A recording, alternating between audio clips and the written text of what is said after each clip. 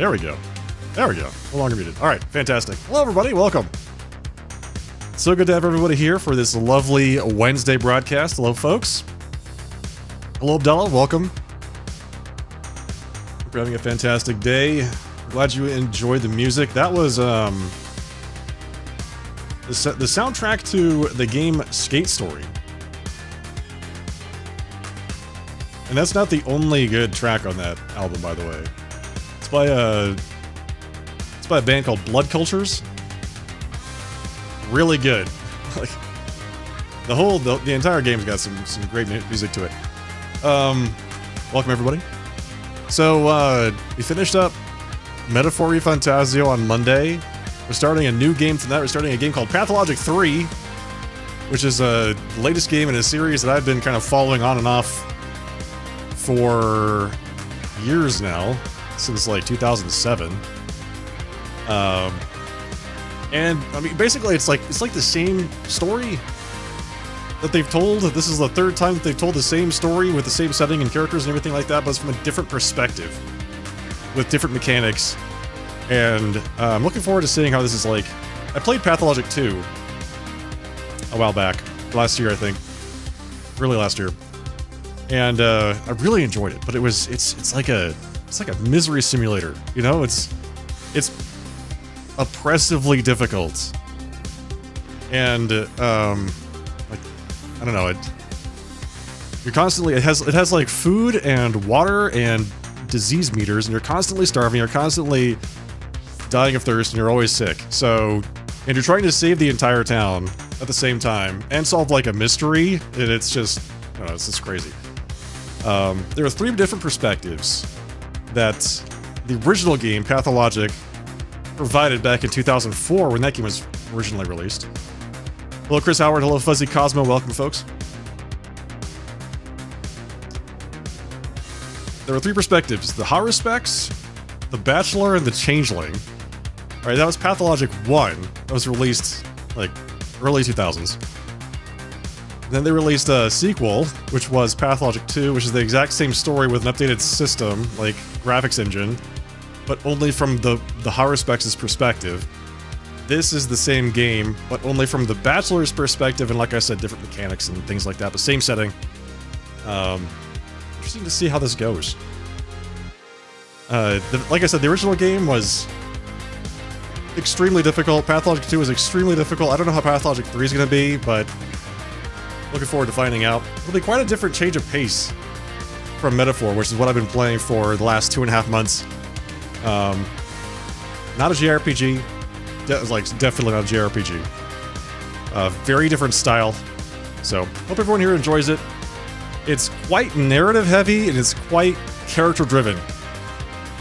So, if those are things that you enjoy, stick around, watch the VODs, watch the live stream, whatever. Like I said, one of my favorites, kind of a cult classic, so let's dig into it. See how this one goes.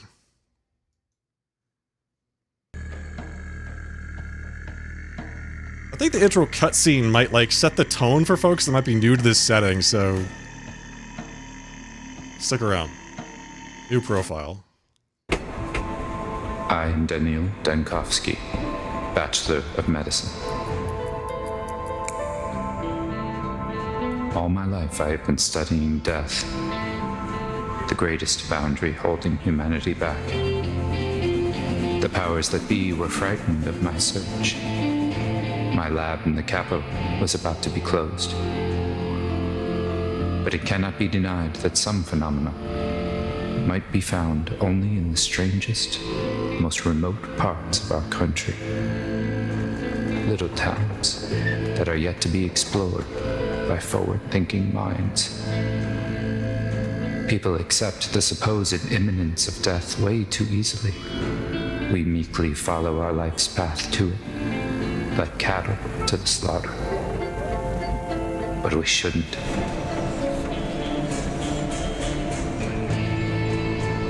My search for immortality has brought me rumors of one, Simon Kane, a supposedly immortal man living in one such town. He might be just the proof all my theories need. the final patient.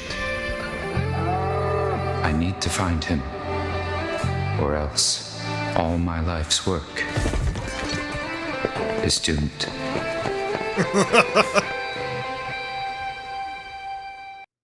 He got off the train and the kids immediately stole his luggage.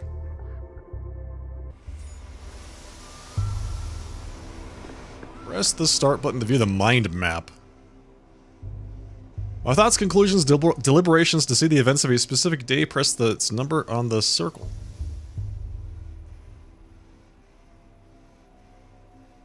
What is this?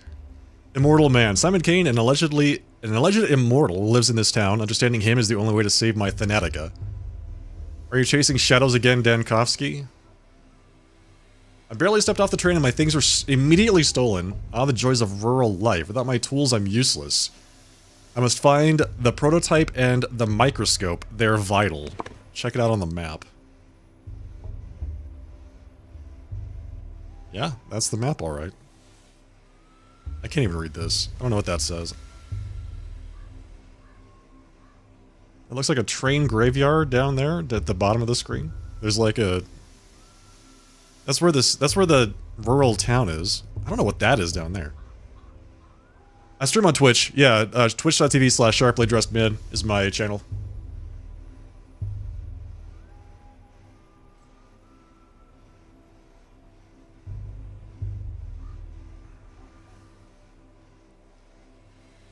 My luggage was stolen, no choice but to start searching for it.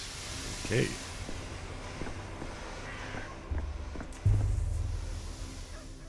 I say, a living, breathing person stepping off our train? Do you normally only get dead people? Where did you come from? The capital, Daniil Dankovsky, Bachelor of Medicine. I'm told a supposed immortal man, Simon Kane, lives here. I've come to study him. Do you city folk always take 20 trunks of shirts with you, or did you manage to cut down to 10, sir? Oh my god. This guy. Obviously not a whole lot of love here. Hey, good girl Lane, welcome. How's it going? How's your, Wednesday?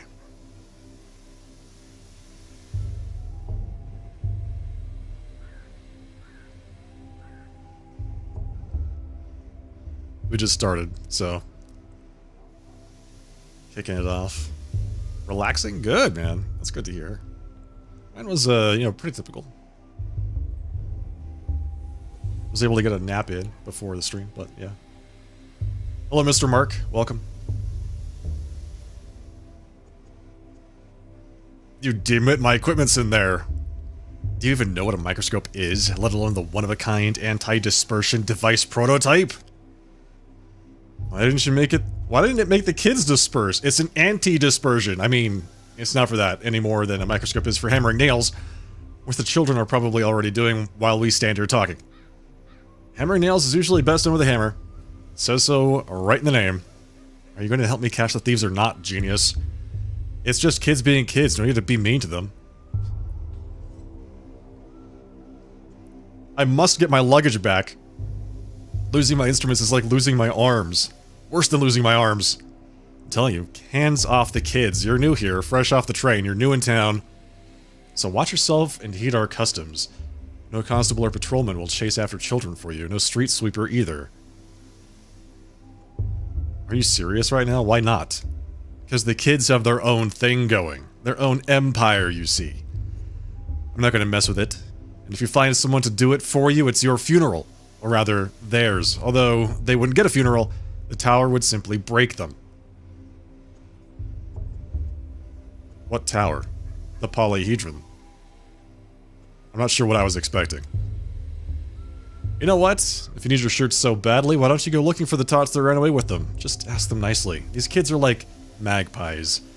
They'll trade your precious linens from the capital back in exchange for bits of colored glass. Or even just a story. But whatever you do, don't hurt them. I have plenty of stories to tell, but usually they involve vivisections. I suppose kids do like that sort of thing. Say, is the capital a real place? What kind of question is that? The Kanes came from the capital and made our town, but no other real people have come from there ever since. So I was thinking perhaps Simon Kane simply made up the capital, along with everything else. What? What do you mean they made your town? No, never mind. Trunks first, Kanes later. Have a nice day. Sometimes I need to take a step back and from the moment and think logically through something. It helps me piece the picture together. My luggage. No one will help me. I'll have to handle this myself. Microscope and prototype matter the most. What prototype are we talking about here? Some objects can be useful. I can spot them easily if I concentrate. Some thoughts will affect your mental states. If they're disturbing. I see. What's this? So that made me more anxious. But I can loot it. Hey, you. Hey, eyes on us. The thief's seen us. The thief. Mr. Thief, are you for real? Say something in thief speak. For furum cognoscit. The Latins never minded taking what was not theirs. Thief! Thief! You stole the train's heart! You did! I did. Wait, what? Hang on. What, is this kid on drugs or something? Just ripped it out and stole it. And now it'll die without a heart. I haven't ripped out anything. Did the train stop? It did. It doesn't move no more. Not moving means it's dead. You climbed out, and it died. That means you killed it. Thiefiest thief. I mean, I can't argue with that logic.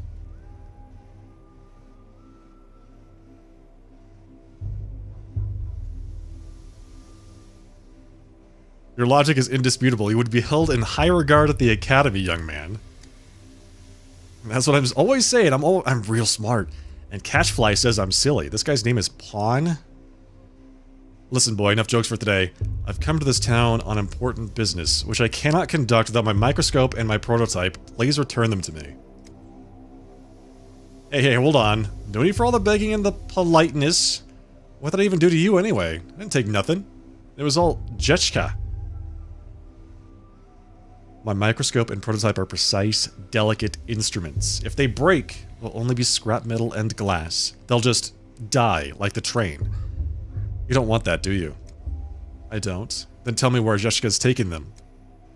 Zheshka's taken the heart back to go fix the train. That way, to its face. Oh, to the front of the train? Am I a snitch now, Mr. Thief?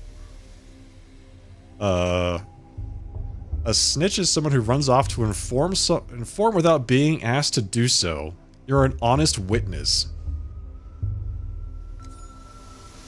He's an honest witness.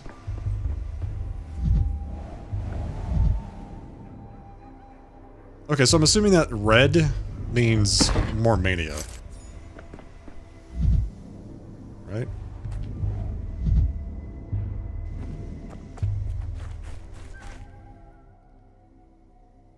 Utopia. Such a serene place. If immortality still exists in our country, it would be here. Locals treat children with a strange deference. I'll have to catch the thieves myself. New shoes, may I introduce you to Station Mud. Hey Rory, welcome.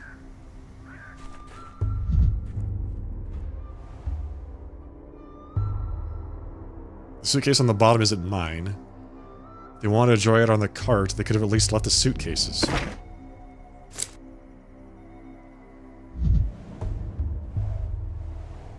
Okay.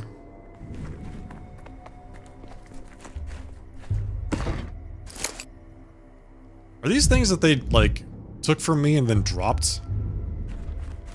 Is that what's going on here?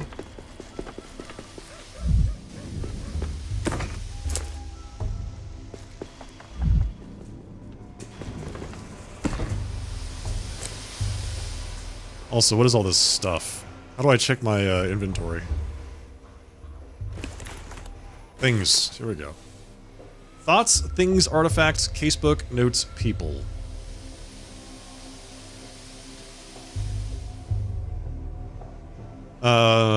Freshman's watch. Nika gave this to me on my first day at university. The inscription reads, Ad multos annos. Bromide. Dulls one's brain. Sometimes you need just that. Apathy plus 25 is addictive. Less effective with every use. Tobacco. Mania plus 30. Okay. Cigarettes are thought to have a calming effect, but nicotine is in fact a stimulant. I have a gun, I just realized. You were wrapped up in some calculations? What kind? Camphor. Addictive. Addictive. Valerian extract. 1 revolver bullet. Weighs as much as a human life. I don't need these for my pocket debutante pistol. I always keep one last bullet in the chamber. What does that mean? Calomel, health plus 50. Belladonna. Highly toxic, not to be consumed unprocessed. So apparently we're going to learn how to craft at some point.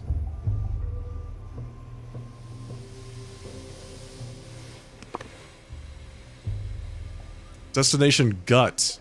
District status calm. Maw. Marrow. Atrium. The Stillwater. The Cape. The Flank. The Tanners. Hindquarters. Skinners. Oh, I see I can't hover over the abattoir. We might not be able to go into the abattoir in this game. We'll see. Crowstone. Cemetery. Shekhen Steppe Village. It's like all this extra stuff. In Pathologic 2, there was not nearly as much stuff. There's a bull. Nice.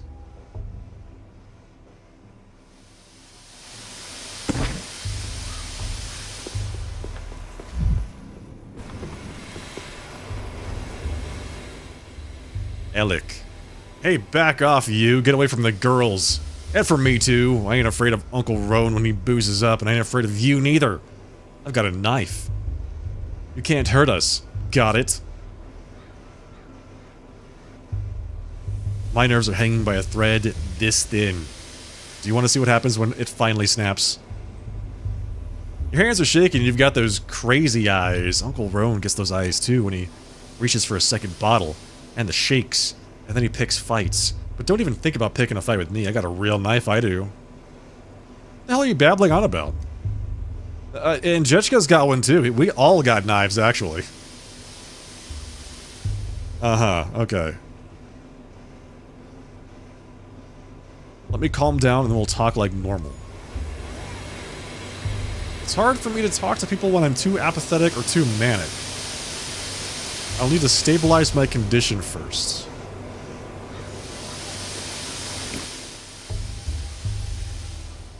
Head swing. My state of mind can be changed with drugs. Some make me more apathetic, others more manic. So he's like natively bipolar apparently, and he uses the drugs to control his degree of bipolarism. So he need to become less manic. Use. Freeze frame.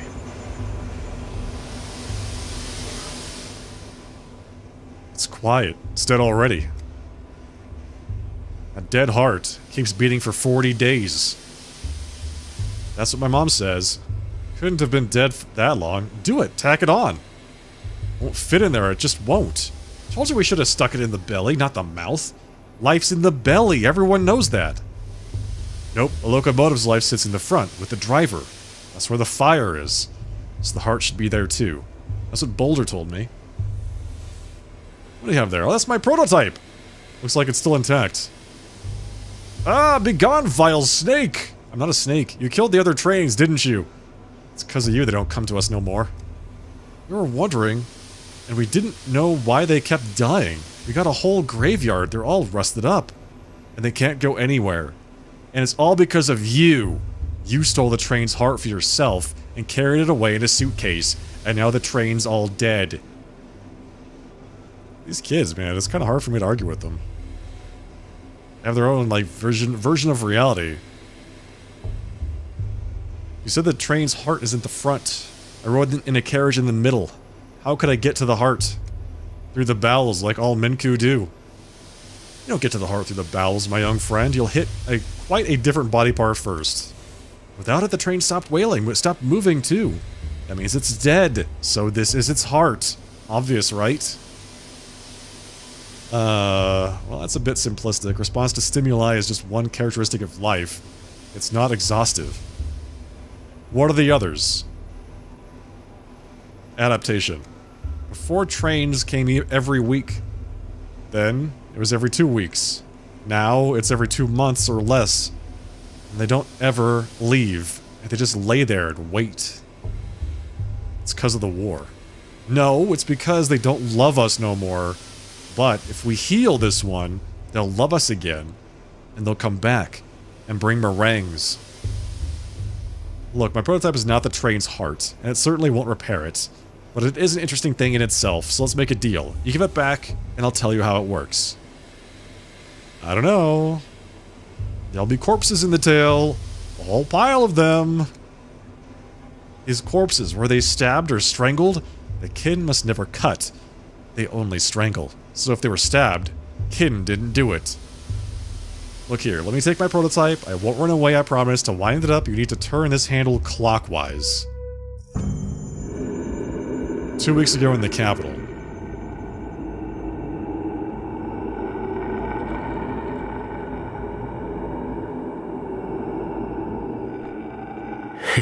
What were you expecting?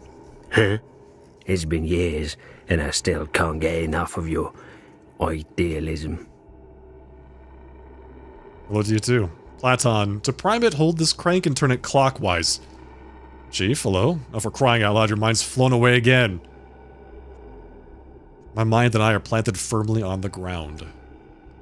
Sure you are. Anyway, as I was saying, the crank is stiff. You'll have to use some force.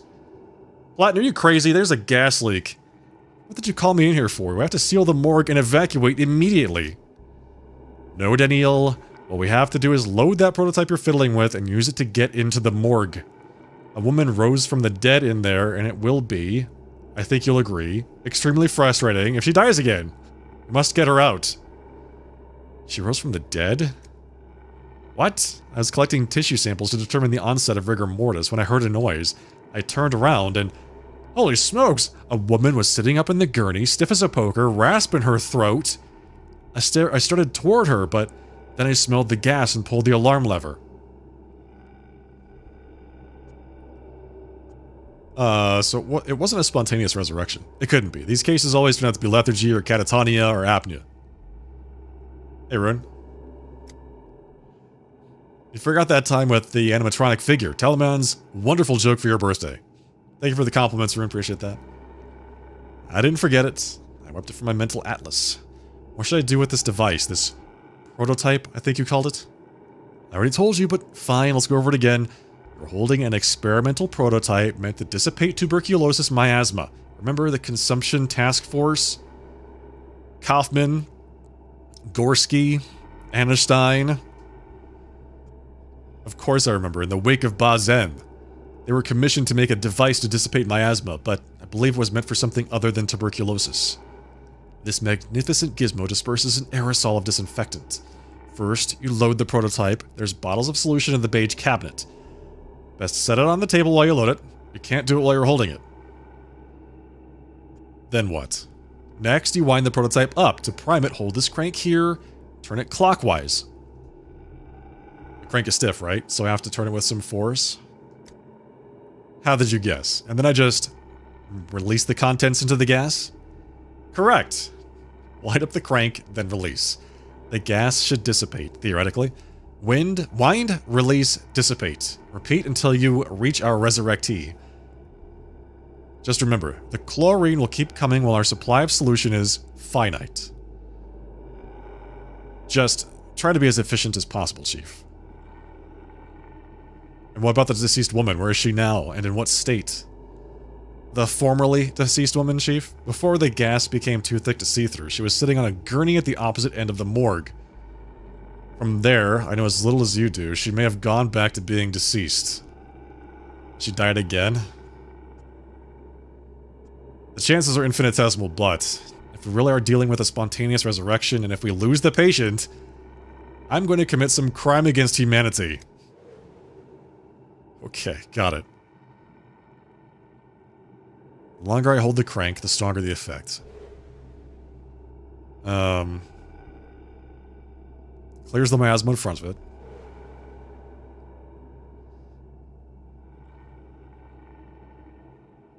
Need to spend fluid wisely. The morgue corridors is like a maze.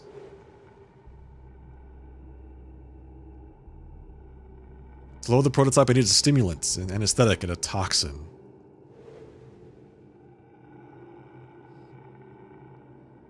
First thing we teach lab assistants. The best stuff is in the beige cabinets.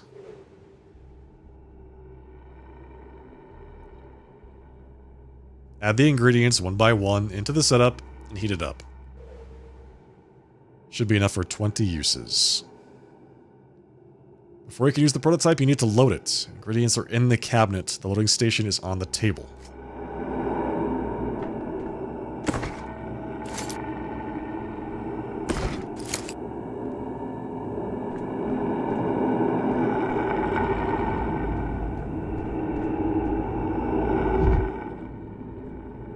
Can I just leave? Then again, if not taking at face value, but rather, you know. The disinfectant solution consists of 3 ingredients, a stimulant, an anesthetic, and a toxin. I need to put the items into the slots and then press the load button.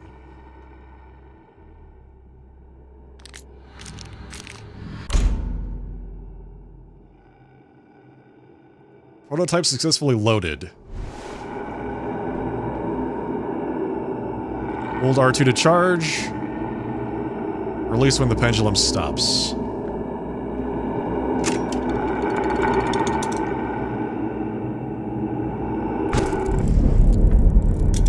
Ooh, I like that.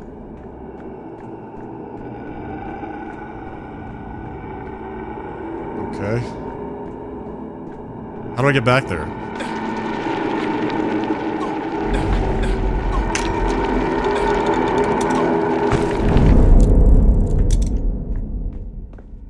I have to crouch or something?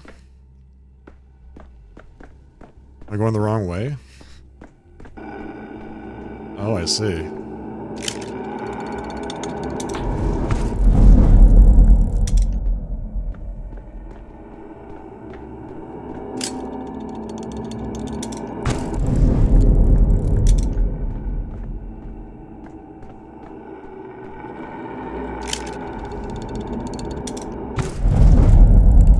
This must be the formerly deceased lady. The spontaneous resurrectee. What a name. Are you death? You have death's eyes. Her eyes are bloodshot. I mean, I guess they wouldn't be much better if she was actually dead. I have the eyes of a man who's just walked through 40 meters of poisonous gas without protective goggles.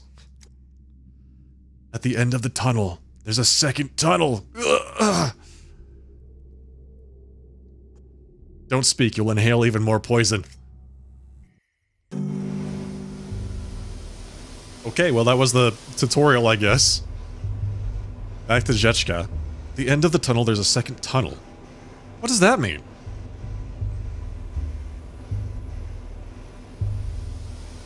That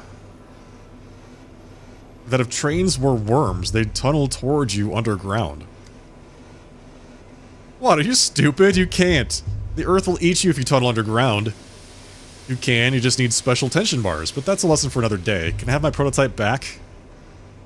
Take it. It spins. All boring. Clockwise only. Grandpa Simon has clocks that spin every which way. Besides, the train's already dead. Couldn't save it in time.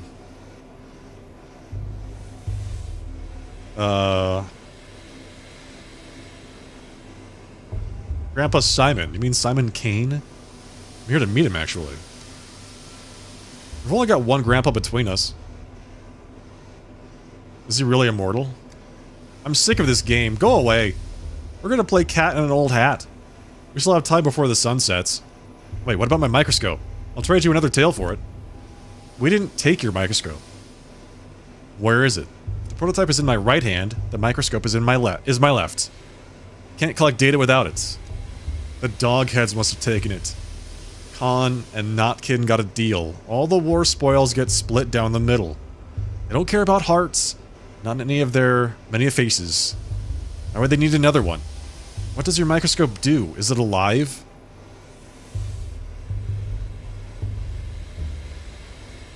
A microscope is a kind of metallic pipe fitted with lenses. You use it to look at small objects, then it makes them large and detailed. Oh, a kaleidoscope to look at the colorful town. You can do it like Capella. You know the word kaleidoscope? Ooh, and defenestration. Oh, that's a weird word to know for a kid. Mr. Merrick used it when Foreman OU and threw Uncle Roan out a window. So as it stands, you passed my belongings along to some other gang, and I need to go get them to get my microscope back. Am I right? Khan must have given it to Capella as a gift. You stupid. She hates kaleidoscopes after what happened to that stained glass. No, Khan wouldn't have given it to her. It's something that changes things when you look through it. He must have given it to Grandpa Simon. Grandpa Simon loves things like that. Khan wouldn't give it to anyone. Not before he looks at it himself, or after either, but he's honest, even if he's wicked. You give it back to the owner. If you find him in town, he'll deal fair. Where can I find him? Well, if they brought your micro kaleidoscope into the polyhedron, you'll never see it again. No use looking there. Try the stairways to heaven. The dogheads like them. Think they look like polyhedron. There's one right there in the maw. You know, after this conversation with Capellas, Khans, and polyhedrons, I'm beginning to see the shape of the world you live in. It sounds complicated, but it can't be worse than human anatomy, can it? So, we have to go find the kaleidoscope. I mean, the microscope. Hey, buddy. Enebebesheb. Enebebesheb. Orbis mirabilium plenus est. Go away, Snake Man. You've got sharp heels. But what's with their face? Looks like a congenital disease, more than an injury. We are worms. We live in the earth. Cattle we herd. Herbs we gather. Injuries we inflict. Oh, okay. Is he threatening us? Alright. Worms. I see the resemblance. The Lumpy Man. I've heard of an elephant man. Is this the worm man, then? I've only seen such poor disfigured creatures in an anatomical theater. I missed that box back there.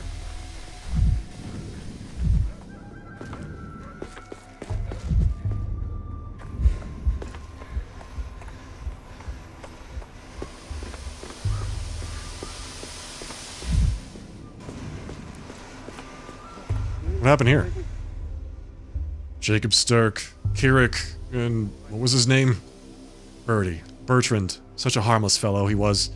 Never hurt a fly in his life, and the Rippers slashed him to ribbons like the rest of them anyway. The brute. We must give these unfortunate souls the proper burial they deserve, then find the Ripper and give him a burial befitting a beast. Kuleke kunud. Do not act rashly. Give Kirik to me. I'll pay you back in kind and herbs in blood. Says the daughter of Suak. What do you mean, give Kirik to you? You want to take the corpse? Are you crazy? Why are you looking at her? Why are you even speaking to her? Be gone, witch! Buyante, do not speak to me, stranger. I have come begging for food to give Suak, begging for tears to give Mother Bado. I speak to the blood of Udurg, of our town. You are not our blood. My eyes do not see you, stranger. My ears do not hear you.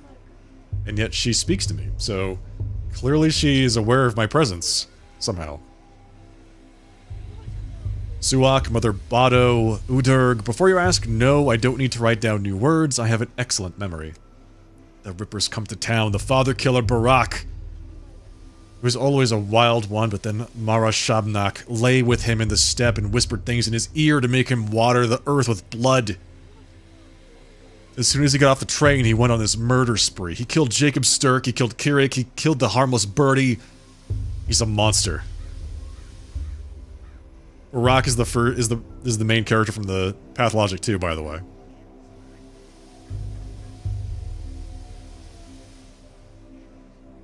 He gets off the train and they immediately attack him. And they frame him for the murders. I mean, he does kill them, so it's in self-defense.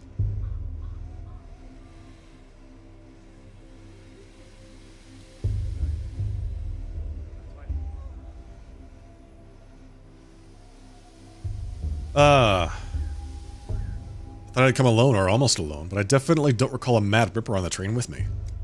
He arrived on the freight train, took the back door, like a thief in the night. That freight train was bringing medicine, sweets, and coffins. So the Ripper must have hid away in a coffin, or else Shabnak would have torn him apart in the steppe. You just said that Shabnak copulated with him, but now he's hiding from her in a coffin? Only 2 sentences into this conversation, I already want to shoot myself. Okay. Boyante, hear me out, blood of my Udurg. Suak sings of a fierceness, a sharpness inside the one you call Kirik. Give his body to me. He is dead to you anyway. You will bury him and he will rot away until nothing is left. I will bury him, and Suak will eat him, and drink his savagery and his sting, and sing an Ubhene Duun, an herb song, in gratitude. She'll give us Twire, and will brew us lots of Twirine? Twirine? She will give us Ashen Swish, the harshest of the herbs. Be Keleneb. Ashen Swish is a cruel herb, a bad herb. It thrives on blood and spite. Suak sings that you will need plenty of swish soon. Yours is a burial into emptiness, but mine will be a burial into Suak's womb. I am at your feet, Hein Kunud. Good people, give me the one you call Kirik. Should we give her the body, maybe? He didn't seem to have any family, and without them in the picture, I guess it doesn't matter if we bury him or the kin do. Who knows? Suppose we do get a great crop of Twire. What? Are corpses used as fertilizer often around these parts? But they aren't just going to use him, they'll desecrate him until not even Shabnak can recognize what's left. That's what you're trying to do, isn't it? Isn't it, step girl? Say it. And don't you dare try to lie to us. I'm at your feet, Ein Kunud, good people. I promise there'll be no desecration. We'll take his name so it holds his sharpness no longer, and we will lower him into Suak's womb. Everyone will forget him. Forget the wicked murderer Kirik, and only Ashen Swish will remain. I knew there was a catch. Wicked or not, you can't just bury a person without their name. Everyone has the right to be remembered, if nothing else. He really was a wicked man. The rare times someone remembers him at all, they never have anything good to say. Perhaps it's for the best if everybody forgets him. Wow.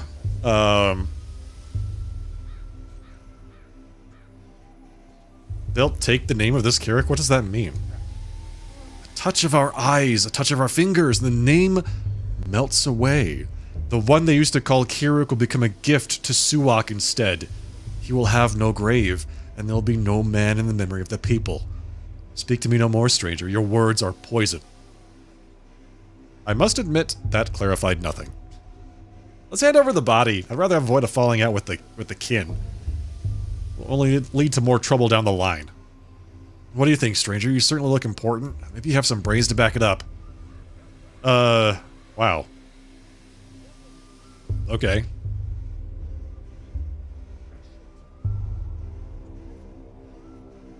So do we want to do we want to keep the body or give the body to the lady so that she can use him as fertilizer and eat his name or whatever?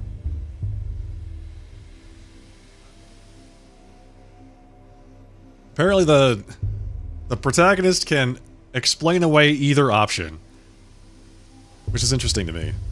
So I feel like it's more in character for him to say, I want to do a forensic examination, but at the same time, he's not the medical examiner, so why would he care?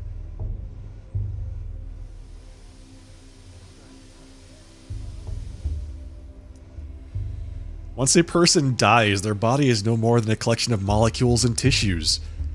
Any opportunity to put it to some use is a stroke of fortune. Corpus non est templum. Thank you, stranger, by our law. Death came to this town today. Such great death, likes of which has never been seen before. Today will be a fearsome day, tomorrow even more so, and on the third day, fear itself will die. And without Ashen's swish, we will die too. I came to this town today. That's all that matters. Golem of Bones. What the hell? So wait, a murderer came to town alongside me. Luckily, I am prepared to fight death in all its guises.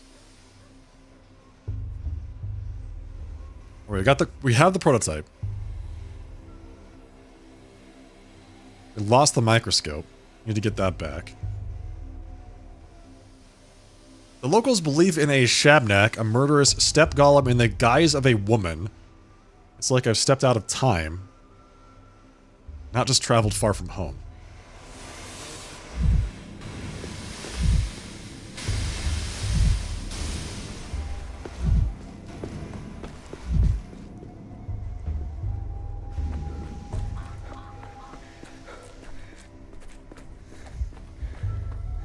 I noticed that there's no food and exhaustion meters on the screen. Lose an hour, and you won't catch up in a year. That was bad grief. Would you look at that? A customer. Keep walking, customer. This shop's appointment only, and I don't recall your name on the list.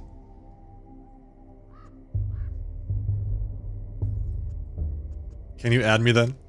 Why add you when I could subtract? See those stiffs by the wagons? My friend the Ripper did that. Buzz off, pal. My friend the Revolver works just as well. Boys, there's no need to fight over me. I'll just remind you, I'm married. We've got plenty of shops in town, but our warehouse keeper here can get it for you wholesale. Just look at these boots he snagged. Scarlet boots. Okay, so the boots are Scarlet. Got it. It's like, is that a person's name? I'd expect a romantic soul like yours to be more interested in the Scarlet Pimpernel than Scarlet Boots. Oh, gross. What am I? An herb bride? They run around naked, trampling the grass and flowers. I want to run around in something pretty. Like boots from a coffin? Are they looting the coffin? The coffins? Is that what's going on? They're stealing from dead people? A coffin's the best when you need a chest. The checkpoint guard wouldn't dare open it up out of respect. It's inhumane. Meanwhile, it's overflowing with hundreds of pairs of Scarlet Saffiano leather boots, tax and duty-free. Uh-huh, okay. Right.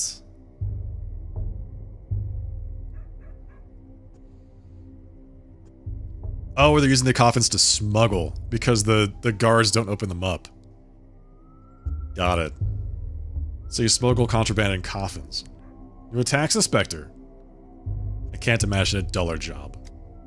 Keep your nose out of other people's coffins then. Once someone goes in, who knows what happens? Maybe they never died. Maybe they never existed at all.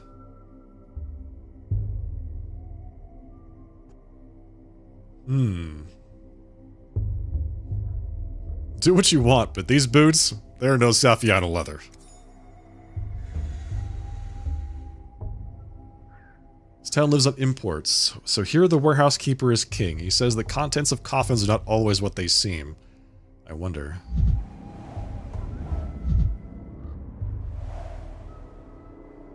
Like, can I do something with the coffins? Oh my god. Anybody need some boots? I've got like 20 pairs right here. Easy.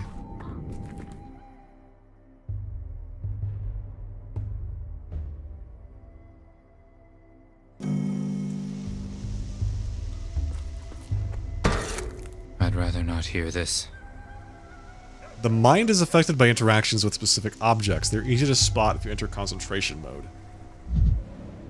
I hate filthy garbage, decay, but sterile operating rooms no longer give me answers. I like how there's like thoughts of his pop up on the screen. Oh, so I can like... I can hit this and I can lose mania. Vibrant. Everything's so vibrant.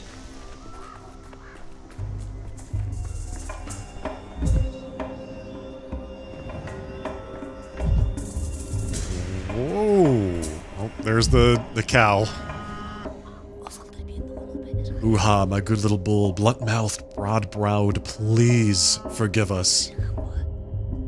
You're silly, Urja, and you always have been. He's returning to Bos Tarak, to Bodho. We're leading him into the bosom of his mother and father. Why are you asking him for forgiveness? Because Bos Tarak is dead, Aina! This little bull's whole life he didn't know that the most beautiful creature, the immortal Bos Tarak, was waiting for him. And now that he knows, Bos Tarak is dead. Buha will find his father's silent corpse. How can we not pity him? Who died? Bos Tarak, the father of all Katanga, people and bulls. We ask Suak to bring him back. You're the silly one, Aina. Suak didn't eat Bos Tarak. How could she? He's bigger than her and stronger than her. The immortal can't be killed. He chooses death himself. We ask Bos Tarak to change his mind and come back to us, his children.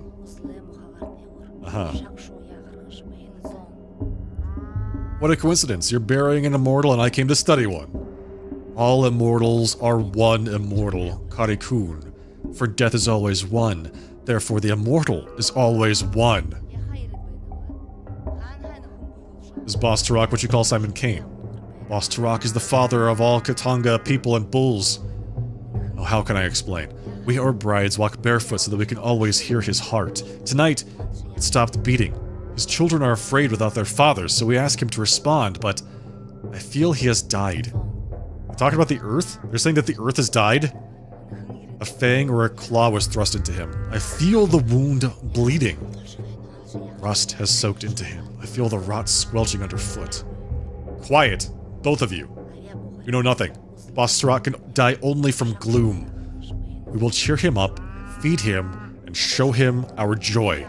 We will bring the last Aurochs to his bosom, then he will remember us and return to us. Okay. So this bull is meant to be sacrificed. We give a little to gain a lot. Mother Bodho is a blind, loving mother, the warmth of the earth, but Bos Tarak not only bore us, he watched over us. We lived under his watch. Now the town is without a beholder. Azagalag Kun. We're all blind worms now. Mugar Mugar bad. A worm is a worm, a human is a human. A human is meant to see, to build. Look around, beholder, what do you see? Okay.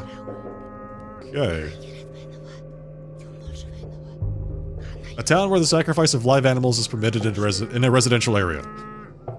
We haven't looked closely. Go further, see our celebration. Look at the last Aurochs.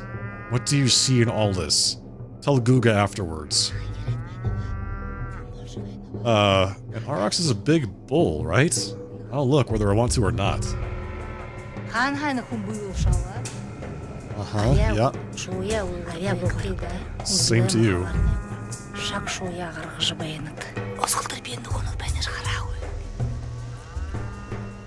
Is that the...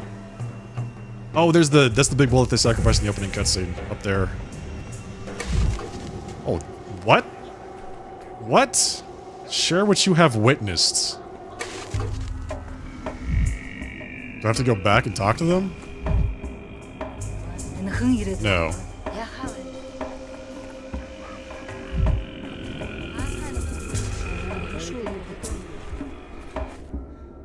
My eyes touch you, beholder.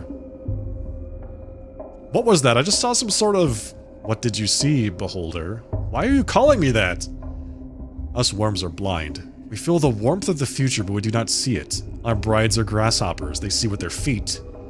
They feel the pulse of the future, but do not see it. We stand here and seek those eyes. Those with eyes. The beholder who sees the future. So you're asking me, not everyone? Not just me? One, many, human concepts. There is one worm, but hit it with a spade, there are two. There were 5 fingers, but clenched, they become 1 fist. Right now, we are talking to you. What did you see, beholder? Let's see. I saw it rot and plague miasma spreading from a carcass. And a sanitation squad burning it with fire. That was tomorrow. That will be yesterday. Okay.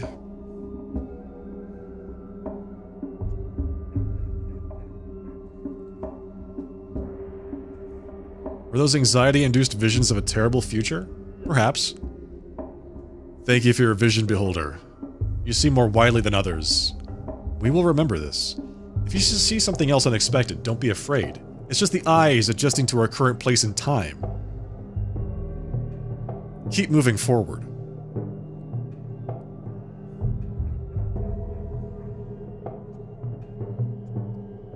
Haven't even done anything yet, and I'm already helping. What a stand-up guy I turned out to be.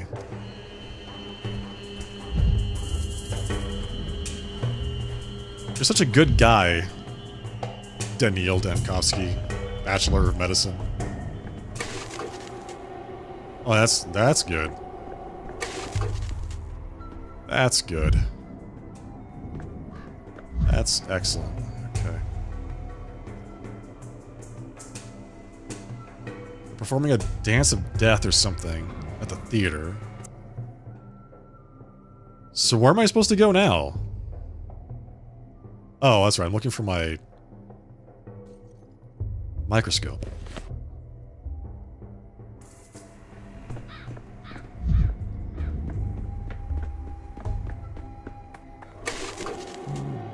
Hello.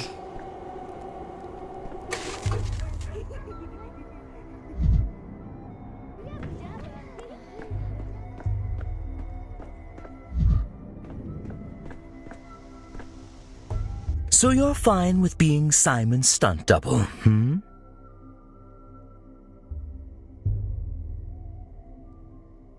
Ah, there you are. Finally, I thought you'd forgotten our agreement. I hope you're ready. Have you memorized your lines?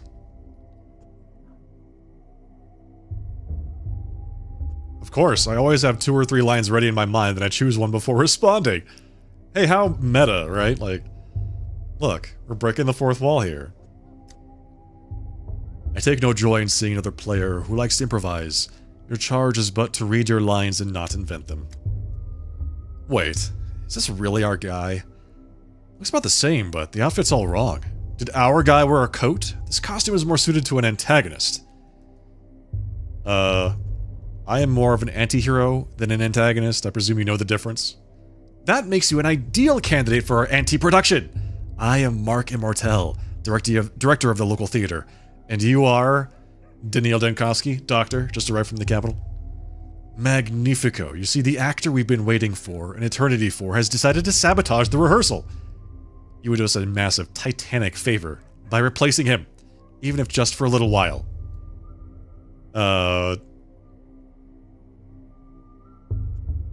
Still, what's the man in a bird suit doing here? This is abnormal.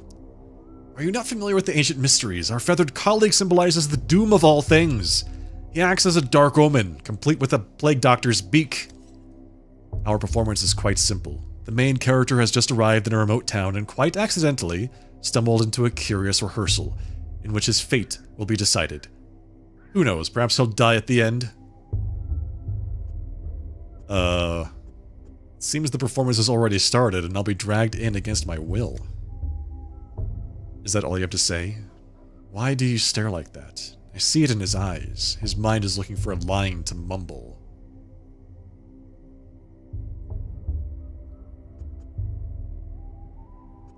I'm not struggling to come up with lines. You're struggling to come up with lines. I say again, he is no leading man. He is unfit to even play a villain. At best, a background player, a body. Standing there to fill the stage. It is the step healer's son who ought to take the role. Or that young girl who crawled out of her grave. They have such pathos and such verve. What does this one have? A coat. Hey, I'm more than my outfit, alright? Listen.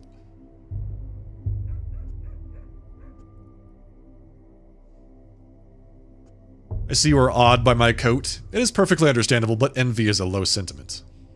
Quod erat demonstratum. Demonstrandum. The coat is but a prop. Beneath it, who are you? Do you want to switch? I'll take your mask and black leotard, and you can wear the coat. Sound good? You don't quite grasp who you are speaking to. There is no face beneath the mask. It is my only skin. Upon this stage I play a special role, the walking shadow of the slain, a specter of regret, and words still left unsaid.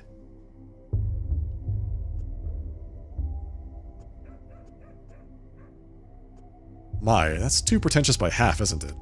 And that is the heart of our play. Our main character, a doctor and a skeptic, encounters the unknown for the first time. He builds his whole life around empiricism and scientific inquiry. What will he do when death addresses him directly? But this isn't literal, right? A hero in a play speaking to death or the dead is usually a metaphor, an illustration of his thought process. Well, if that makes it easier for you, we can say it's a metaphor. Play it ambiguously, leave the audience guessing. But wait, I don't want to be a metaphor. I was promised I'd be the true voice of the dead. What kind of spoil sport ruins a play like this? I told you he couldn't hack it. That's it, I'm out. Metaphor, pfft. I'm confused. Are we still acting or is he actually offended? Of course we're acting! You have aptly grasped the key to this play. It is all a game. You're free to go, but remember, the game doesn't end until I say so. But, Mr. Director, are you certain we've chosen the right protagonist? The rules of drama clearly state that the hero must experience death and resurrection. Yet he's stuck in the prologue.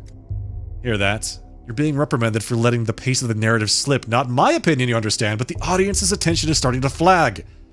Well then, go on and prove we weren't mistaken about you.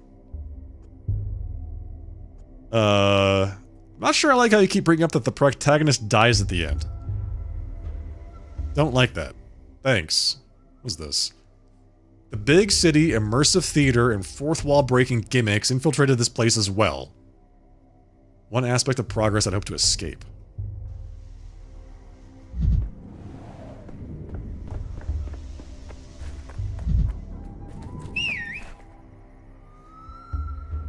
Impossible geometry. I found what looks like a stairway leading to the heavens. How does it stay upright? I hope the children who stole my microscope are there.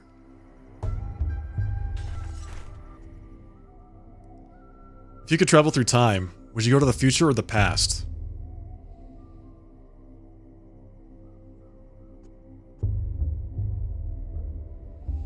A future so distant that not even someone with my vivid imagination could fathom it. Grandpa Simon used to say that days are like hopscotch. Usually they go one after another, but sometimes there's two side by side. And sometimes you have to jump backwards. Did you steal my microscope? That device with the shiny tube? I did, yeah, but I gave it to Phil. He's over there on the stairway. How do those stairs stand without support? They stand like the polyhedron does. You keep bringing up this polyhedron. Well, whatever sort of creature it is, like, it can wait until later. A polyhedron.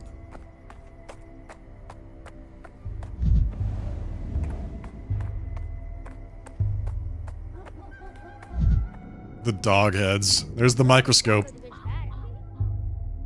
Well, what is it? Can you see the future? Let me look too. Gimme, gimme.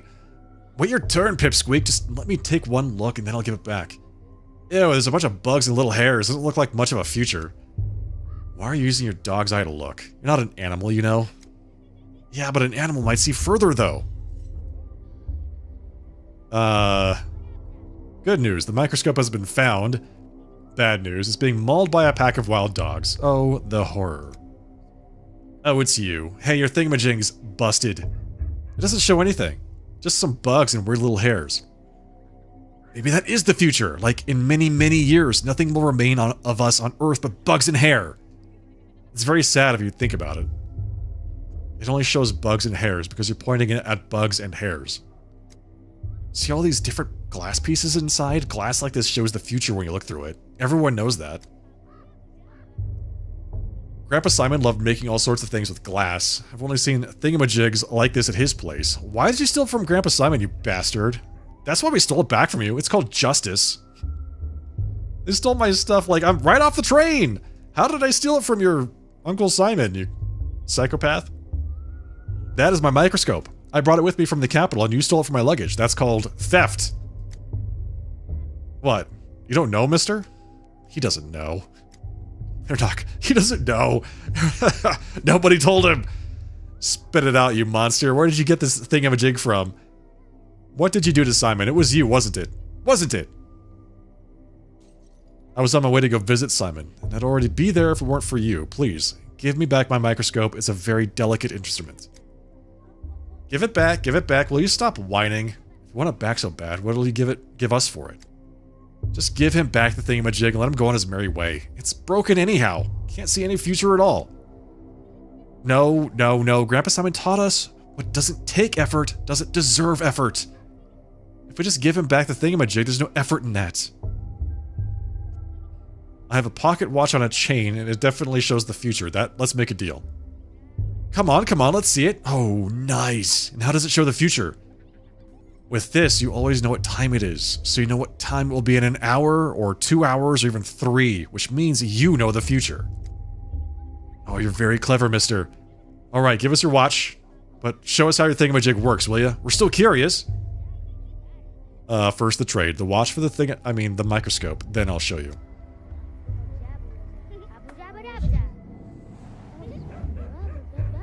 So do I just like pick it up or what? Trade. Fair and square. People won't agree to a trade if I offer items less valuable than whatever I'm asking for. Dabba dabba dabba da.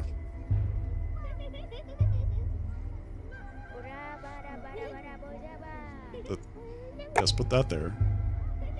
Put that there. Trade.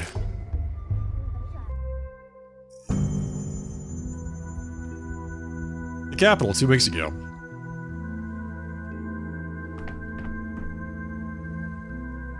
I'll follow you through hell, but not high water. If it gets to high water, that's on you. Good to know. Hello, Seraphina. Seraphima. Please hold on a little longer. Even after the inhalation therapy, the swelling won't go down immediately. Chief, finally, where have you been? The woman you rescued from the morgue is conscious, but she might not stay that way. She's still very weak. It's amazing that she's standing at all with the amount of gas she inhaled. Step aside with me for a moment, Chief. I checked the morgue records. A body matching her description was declared dead last night. We're searching across the country for miraculous resurrections, and one springs up right under our feet in our institute's morgue. That's irony for you. I'm not claiming it does, but imagine for a second. No, let's stick to the facts. I spoke to the orderly on duty last night. He also confirms that our subject showed no signs of life. Platon himself was there when she woke up. When I reached this woman through the poisonous fog, she herself insisted that she had died. It's not proof, but she must have had some reason to think it. We can't miss this opportunity. Unfortunately, the subject is having trouble speaking. All that time in the gas has weakened her voice. I've rinsed her mucous membranes and performed inhalation therapy, but you understand I can't conduct an extensive interview. That's a shame. First-hand account could point us in the right direction, but there's always a physical examination or taking a sample. Or an examination of her personal belongings. She came into the morgue with some items, though I haven't had a chance to go through them myself. I left them on the table by the back entrance. Will you take a look? Perhaps there's a clue. Ma'am, would you allow us to examine your things? Okay. Alright. Hello, do you remember me? I'm Bachelor of Medicine Daniil Dankovsky, head of the Thanatica Laboratory. Last night I saved you from the site of a serious gas leak. The man with death's eyes. That's me. Let's not wax poetic. My assistant provided you first aid. I hope you're feeling better, but now we need to understand more about your condition.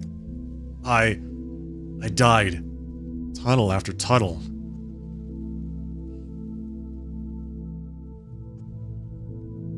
Allow me to take a blood sample. Perhaps a microscope can give us some clarity.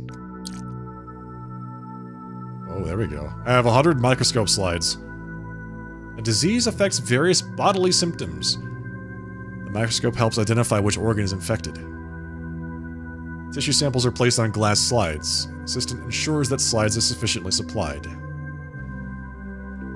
Take sample. Sample taken. I took a heart sample? What?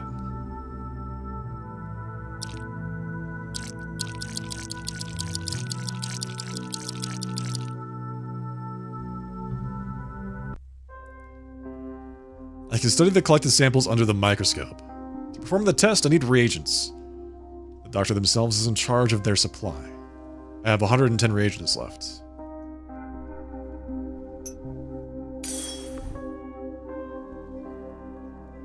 microcosm. By adjusting magnification, you need to find the L red bacteria in the sample. Look for the red bacteria. L1, R1 to adjust the focus. It will allow me to see bacteria better.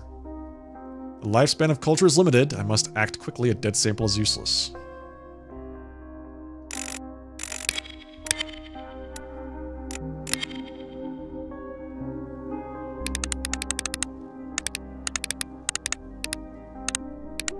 Oh. Oh. Oh. I found it.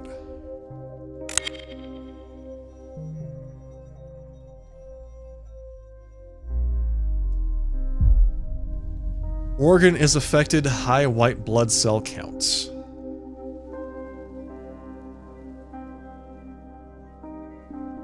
"15 seconds, time to examine. Spontaneous resurrectee. Breathing is a bit easier, but talking is still difficult. You can stay quiet for now, I just need to examine you. Oh, hello. Pale, gaunt, looks exhausted. It's no wonder her blood sample points to leukemia. Skin here is seriously damaged. I suspect it's due to her contact with the gas.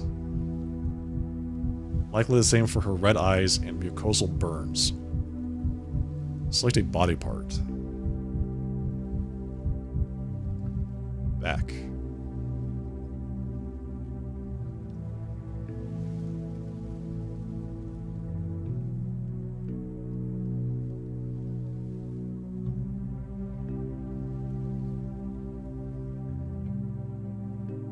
Bruising from repeated injections, the consequences of attempted resurrection or the result of trying to cure leukemia?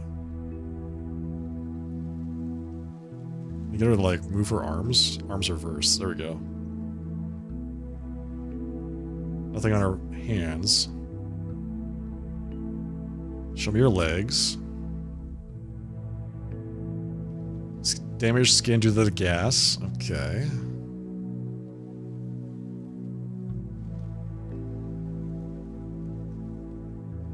More damaged skin.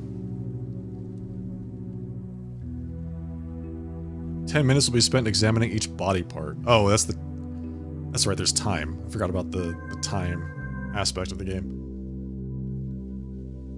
Need to examine you again. Maybe I missed something. Okay, alright.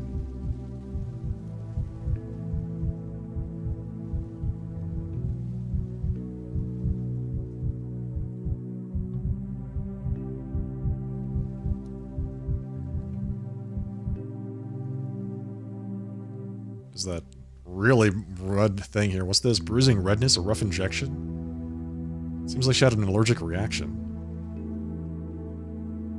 It's like a really, really dark red spot right there. Bright red, I should say. Whoa! We can zoom in. Okay, got it.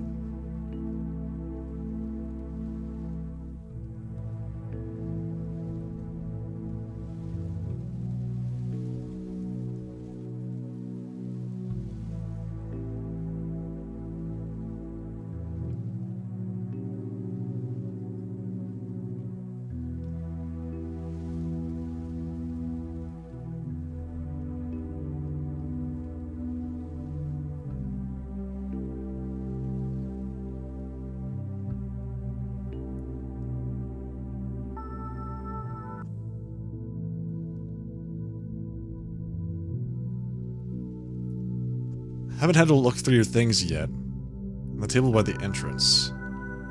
Alright, so we examined and we saw some stuff.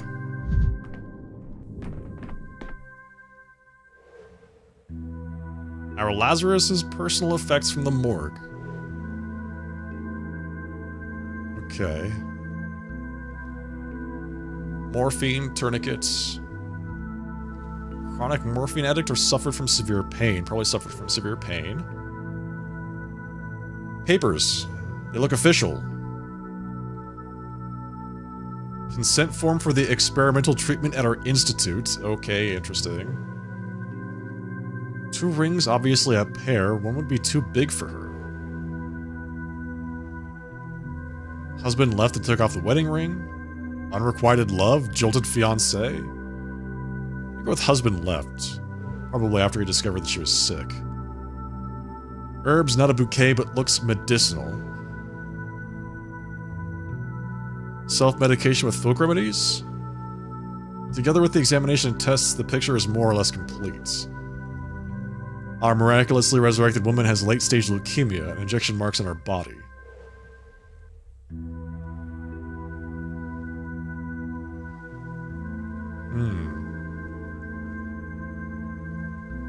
Morphine overdose, addicted from palliative treatment for the pain. Colleagues thought she was beyond saving? Seraphima waits and her subject needs rest. Time to come up with a diagnosis, even if it's preliminary. We gotta diagnose. If we have the right conditions. Our current ones are only good for inventing penicillin. It's mold all the way down. Have you shed any light on the case? I'm loath to jump to conclusions, but could Thanatica have discovered some genuine phenomena?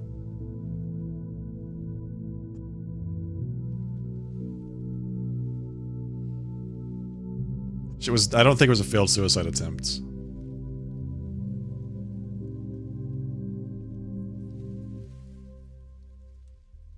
I'm gonna go with the terminally ill. She was probably injecting the morphine regularly to deal with the pain from being a leukemia, like having leukemia long term. May have swung from one extreme to another, from self-treatment to our institute. We don't know what medications she took or how they interacted. How do we explain the most astonishing part, the resurrection? Why did a gas leak revive the subject? Did you see the bruised injection site? Adrenaline. Someone tried to restart her heart with a too small dose. The gas leaked and the body released the adrenaline it was missing. So you think it was a mistake? The subject ended up in the morgue due to negligence? She wasn't actually dead yet, and by coincidence an unaccounted for factor revived her? Unfortunately, yeah. Hello, Robert Sprite. Welcome.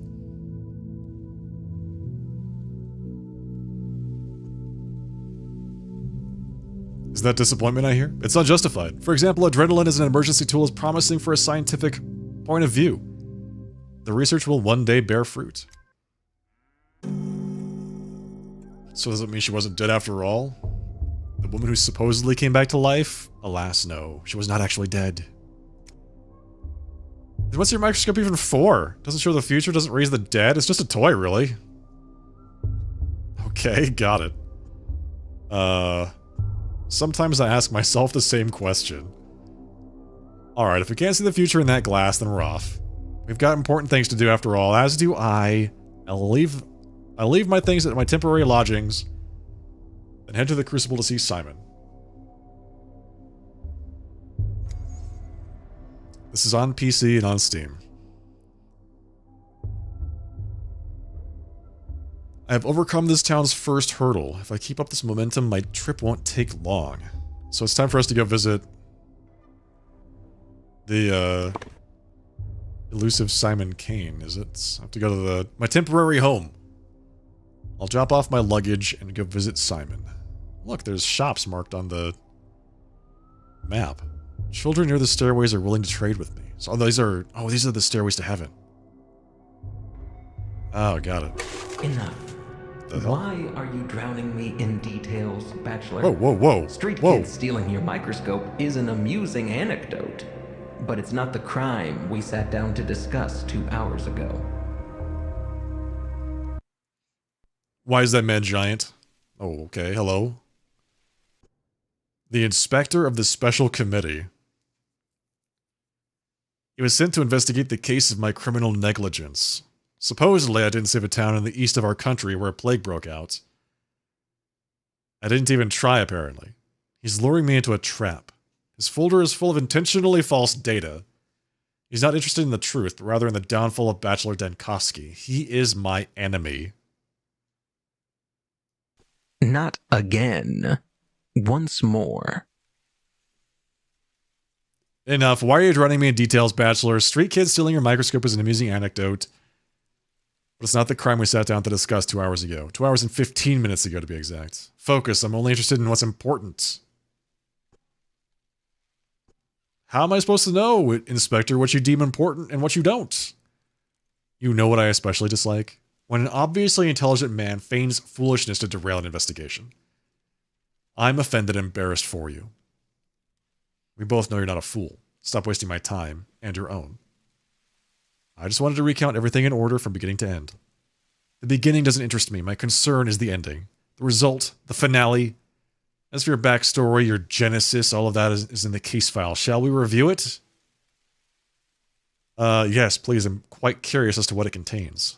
Let's see. Where is it? Oh, yes. The ministerial inspection of your lab, Thanatica. Began in early September. Your presence was required at all times. Instead, you dashed off across the country to a backwater town to bring back what might be described as... Yes, an immortal man. I went there to bring back an immortal man. Let's set your fantasies aside for a moment. The important part is that you fled from the investigation, and this town had an outbreak of some fever the scientific community had no knowledge of. As luck would have it, you were the only medical professional on site. Accurate so far? I didn't flee. Proof of human immortality was the only chance to save Thanatica. On the third day, the town's leaders gathered in the town hall to form an emergency command to fight the epidemic. And what was Daniil Dankovsky, who was, I repeat, the only qualified specialist in town, doing that day? What's that? Your lip is trembling. Did I unsettle you? Your tricks won't work on me. You're right to feel ashamed. Instead of fulfilling your Hippocratic oath and leading the town against the plague, you were engaged in... What? Come on, don't look at the table. My eyes are up here. I know what we are going with this, Inspector. It says I tried to flee the town. On the fourth day, the town lost its water supply. They required a hospital, but the only person who could set it up... What was he doing?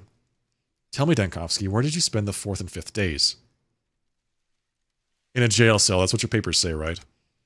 Come the evening of the fourth day, the doctor from the capital attempted to flee the dying town on a cargo train like a rat. He was caught and jailed, and there he remained as the plague ravaged the town. I admit, I find even the act of reading about it repugnant. I won't lie, I considered escape. Escape, not flight. Thanatica was in the process of being destroyed back in the capital. You considered escape to avoid facing a painful truth. When I came to town, I found that Simon Kane, the immortal man on whom I had pinned all my hopes, was dead. He died under mysterious circumstances a few hours before my arrival. But when the epidemic began, you could have saved others. You're a doctor, you swore an oath. Why did you abandon the ordinary townsfolk? Simon Kane's nature, the mystery of his immortality and death, that's the most important thing that happened in this little town. And to me... But I can't just relate it to you. To understand, one must immerse themselves in the details, take in the full picture. Simon Kane's death is the primary concern, not the deaths of tens of thousands, but one fantastical old man. Oh my, Bachelor. Oh my. No, you're twisting it. You're rewriting the past. Where did I lie exactly? Point it out. I'll tell you what really happened. On the third day at the town hall. No, I know your plan. Once again, you will drown me in unnecessary details. Leave aside your stories of children and microscopes. I told you I'm interested in the ending, not the beginning. Do you also read books backward? You will recount everything in whatever order I tell you to. On the sixth day, the plague destroyed the town. So if you'd be so kind, explain to me, what were you doing on the fifth day? Were you really so indifferent to the plights of the people around you? The town couldn't have perished on the sixth day. I was there for 12. There's an error in your report. You disappoint me, Bachelor. I'll ask again. On the fifth day in the town, what were you doing? Let me think. So we're gonna skip to day 5? We're just skipping to day 5, huh? Whoa! Okay, that's very different.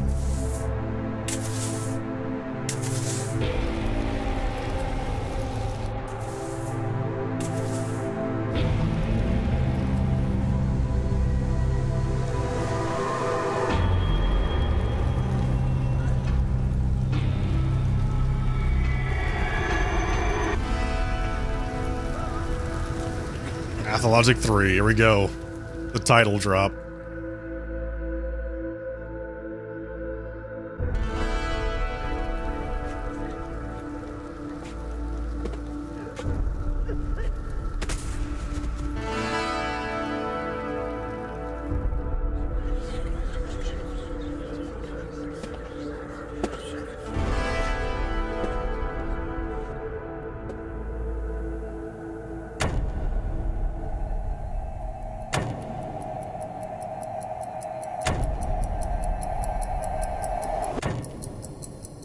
Why is he in prison?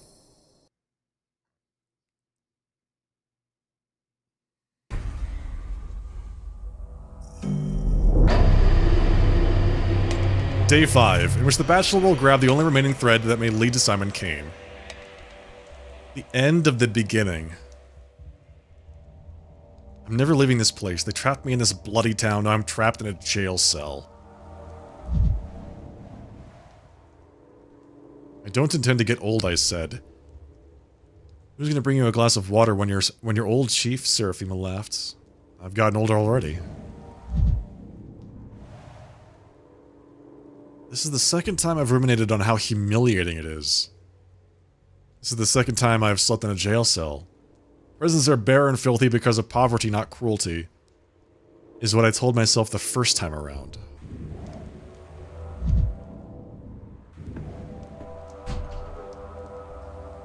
Riddle me this, what place has an entrance but no exits? A grave. This triple accused town, a cursed town, is sapping your resolve by the minutes.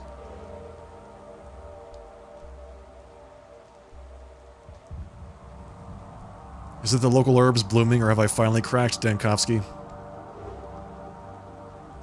Will it be like this always?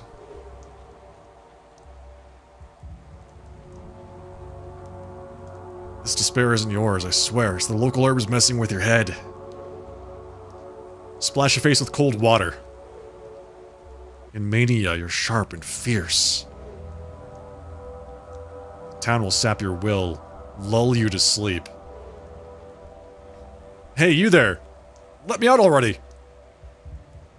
Apathy and indifference are constantly rising. To move faster, fight apathy by increasing mania. Or are we gonna make ourselves manic? Darkness. Shouldn't have wasted time dwelling on it. All is lost. I failed at everything I tried to do. Winter comes soon. I hope. What? It's Capella! Daughter of Fat Vladil Gimsky, local magnate and master of the town's industry, blood of his blood. Local kids named her Capella for her ability to point out the celestial map in the night sky. I heard she holds some inexplicable power over the town, but I dismissed it. That was a mistake. As a matter of fact, there's no matter nor fact. Yeah, that makes sense. Out, living soul! You keep me caged like a dog all night and now acknowledge I have a soul. Who are you? I'm a mistress. Well, a future mistress, but I think you'll agree that future and past are relative concepts. Aren't you a bit short to be mistress? How old are you? 14? 16? Future mistress. But my father can order 100 men into the Gorkhan to drown, and they'll do it too, since otherwise they'd starve. So people do listen to me. How did I catch the interest of the local princess? I want to help you. How are you feeling? I don't have the plague, if that's what you mean. I can see that. You can step out of that cage. Oh, just like that? Just like that. When you go up the stairs, you'll understand why. But first, I need to know one more thing. Why did you come to our town? Wasn't my idea, I was invited. With a letter. I agreed in the hope that living proof of immortality would save Thanatica. And when I got here, an outbreak occurred. Odd a coincidence, isn't it? I don't believe in coincidences. Exactly, kid. Exactly. I was lured here on purpose. So what are you gonna do now?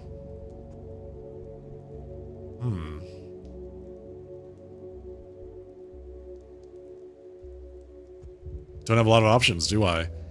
I'll look into what he left behind first thing. The phenomenon itself is gone. There are still witnesses to his longevity. Explaining it is paramount. You know, Bachelor, my father envied Simon. And Maria Cana, always. will always be my enemy, so there's no love lost between our families. And yet, I must help you. I don't want to, I must, otherwise the town will suffer. That's why I came here early and waited 4 hours until you decided to wake up. Why would it suffer? Because without Simon's mind, this town is just a plot of land with houses on it. It nearly became that after the deaths of Mother and Nita the Wild, but even Simon's own family didn't fully understand him. An unexpectedly mature answer. I know where to find the last person who saw Simon alive. His name is Stack Rubin. I've heard about him. He's a colleague of mine. One of few around here. You haven't just heard about him, you've worked with him. Or you will. I'm not quite sure. I'm positive I've never worked with him. He's a doctor. He has a hideout in the warehouses. Look for him there. A hideout, sure. Clear sign of an honest man. But you won't be able to go there right now. While I was waiting for you, something bad happened. Something bad. When you go up those steps, you'll see. Mother said that a true mistress stands out by her timing. And here I am. Right place, but too late. Maybe I'll never become a true mistress. Well, yes, you could have helped me sooner. Capella. Dossier added. People. Beyond the board. Queens. Pieces. Advanced pawns. And pawns. That's a lot of people. Oh my goodness. Wow. So he like organizes people into categories according to chess pieces. Was that the title screen or loading screen? It was the title screen. We finished the tutorial apparently, now we're like in the actual game. We're starting on day 5, which is weird, because, okay, so the first game, or I should say Pathologic 2, was sequential. Right, you played from day 1 to day 12 or 15 or whatever. And in this game, we went from day 1 to day 5, so clearly it's not going to be told in sequential order. Successor or suspect? The man who last saw Simon Kane hides somewhere in the warehouses. The Dr. Stanislav Rubin might know something about Simon Kane's death. If only I could reach him.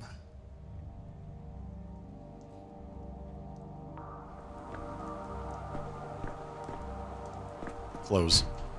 Nope. Whoa! Hello. Alexander Saburov, governor of the town. Saburovs are the load-bearing bones of this town. Hard, dry, and colorless compared to the other 2 ruling families. Order rested upon them. When I arrived, Governor Saburov pinned all his hopes on me and hated me for it. He thought the star from the capital would show the Kanes and the Olgimskis how dangerous overreaching ambitions could be. Alas, that star proved to be another dreamer. It's a crow-eat-crow world. Dankovsky, before you ask, I allowed the girl in. She's Olgimski's daughter, and she interceded on your behalf. But even if she hadn't, I wouldn't have kept you here. You threw me behind bars yesterday, and today you're already setting me free. What a mercurial tyrant you are. What were you detained for? You know that perfectly well, Governor Saburov. Why do you ask? You committed the most heinous crime a doctor can commit. You tried to abandon your patients, to flee the town and save your sorry hide.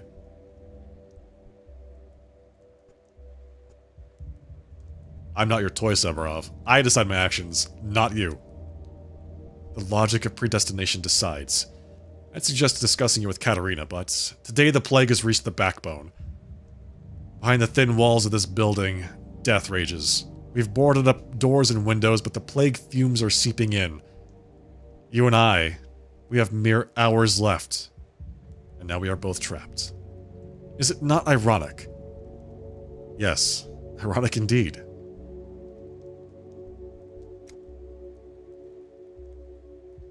There have been cases of criminals surviving the sacking of a besieged city and prisons. Prison is also a fortress, but our fortress lacks food and water. Outside, we are presumed dead. Know this, Dankovsky, I wanted to punish your cowardice, that much is true, but I did not want you dead. I'm sorry. Lucky for me, I don't plan on dying. 2 days ago, a decree was issued declaring all people in infected districts to be presumed dead. Not to be rescued unless they call for help with signal bonfires. A folly. Without a protective suit, you can't venture into the miasma, let alone light the bonfires. So officially, you and I are dead. A decree was issued, you say, by whoever wields that power, right? Tell it to me straight. You issued an inhumane rule, never expecting to be its victim. I did not issue that decree, nor did you, though everyone pinned their hopes on you at first. You have no moral right to condemn the decisions of those who at least tried to act. Fine, I'll deal with this later, but for us to be let out, someone has to venture outside, right? I'm ready to volunteer. The miasma already seeps into the rooms of the town hall and you want me to open the front door? No, our only chance is to barricade ourselves in and pray for a miracle. I have a device, a prototype. It disperses miasma. With it, I can go through the infected district.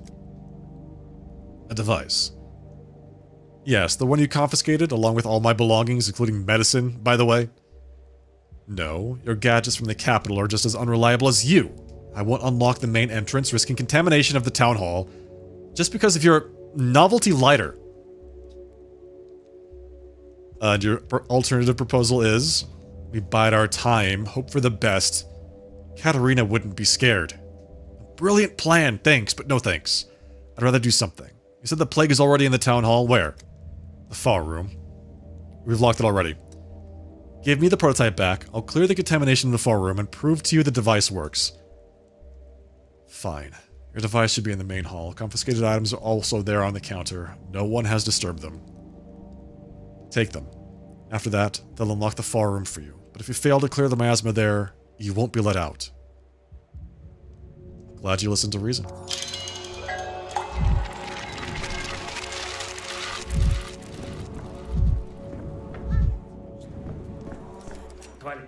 I'm begging you, tell them to open the doors. Everything's locked. We're trapped in here. You're totally out of your mind. Use your head. Do you think they locked the doors for fun? I like how so the reason why it says pawn, by the way, is because the names don't matter to him. He's already kind of sorted them into this, like, category of people that barely matter. So they're just faceless pawns. I love it. Do you think they locked the doors for fun? Have you seen what's out there? It's like the last days of Sodom. And Mara Shabnak walks on her clay legs. My friend stuck outside. We were together. I managed to slip inside, but he... What's going on outside? He's a goner, forget it. Your friend's gone. Whole district's doomed. There's plague fumes everywhere, no air to breathe. We're doomed too. Simple as that. So why is everyone standing around like nothing happened? Why is no one doing anything? This is what's being done. The quarantine dictates that infected districts must be sealed off. And that's how we ended up here. Whoever came up with the quarantine rules is a real idiot. They've locked themselves in the town hall with that decree. We're cut off from everything. All the doors are locked. They've walled us in and left us for dead. And who is this genius? Who is in charge of the quarantine? Someone or other. Could be anybody at this point. A chicken with his head cut off could do better. Seemed like old Gimsky Jr. was calling the shots at first. There's talk of a vaccine even. And some big shots started issuing those ridiculous decrees. Is there a doc from the Capitol here? Isn't he overseeing the emergency command? I heard that the doctor lost his nerve and tried to skip town. Yeah, that... Whew, man, who would do that? That seems really bad. We're a real gem? Oh yeah, Daniil Dankovsky is... he's always portrayed as being like a very self-interested individual, right? Very aloof, very logical, kind of a robot, doesn't really care about people. Cares about himself a whole lot, though. You said there was a vaccine? Does it look like it, judging by the view outside? It's because of that doctor. The big city rat only cared about himself. As soon as there was a whiff of plague, he hit the road.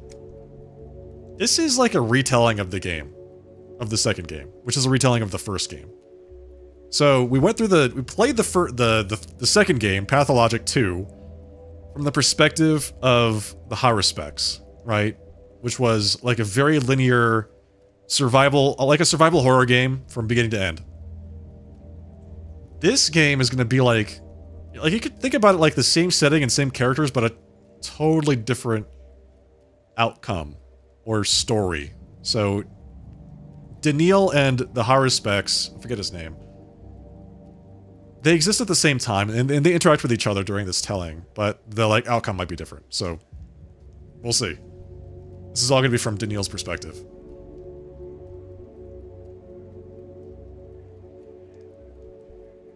The doctor might have considered running, but he stayed and took charge. Oh, you've got quite the active imagination. If he took charge, then why are we still locked in here? Why is the backbone being engulfed in sickly air? Maybe ask your doctor how we were supposed to get out of the town hall when there's deadly air outside. I might ask him just that question. My kingdom for a horse. The town is a trap. Whoa, whoa, whoa, whoa. I can't actually, like, click on those things because they're migrating away from my cursor. Feel sorry for this town, but it's doomed. My life's work is more important than me, and more important than a tiny step settlement. My final preparations for the escape are complete. At the station, I'll have time to jump into the last car. Day 4. Alright, so that's what happened on day 4. He tried to escape. And then they locked him up. They caught him trying to escape. Bad grief. Okay, so I guess he, like, broker to deal with bad grief to get on the last train. And then he was caught. And thrown in jail.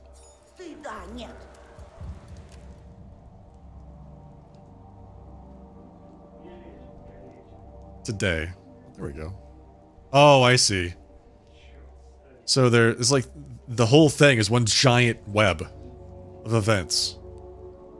The reason why I couldn't get down to that one is because it's actually happening on day 5, not day 4. Okay, the end of the beginning. I'm never leaving this place. They trapped me in this bloody town. Now I'm trapped in a jail cell. The district is infected. People have barricaded themselves in the town hall, but the miasma is already seeping in. The man who last saw Simon Kane hides somewhere in the warehouses. Alright, so I need to get my device. Murderer's brother. You. Are you the head of this place? Could you sign this paper for me, please? The death certificate, I mean.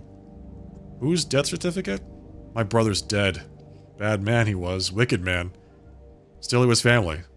Now I'm fussing about collecting all the papers, but I'll be frank. I don't have his name in here. I forgot his name. And no one's willing to help me. What do you want me to do? I don't know myself how this could happen. It's like it was kicked out of my head. There's just a black blot in my mind where my brother's name used to be.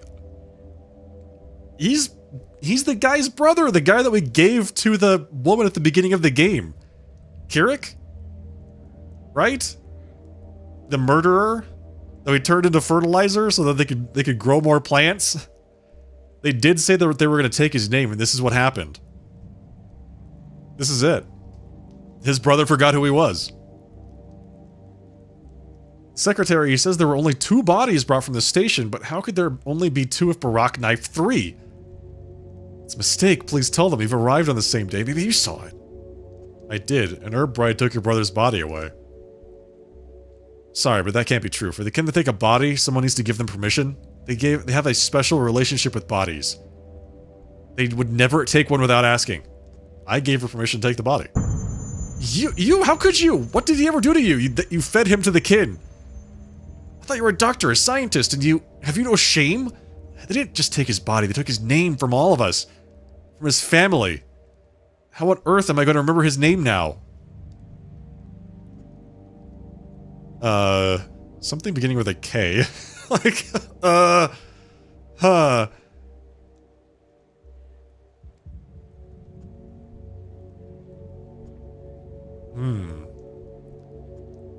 don't believe you can actually take the name from a man, even a dead man.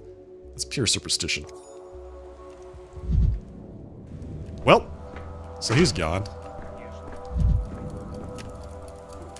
Take all. I'll loot all that stuff, hell yeah. I'll loot everything. What's this? Cannot interact with that.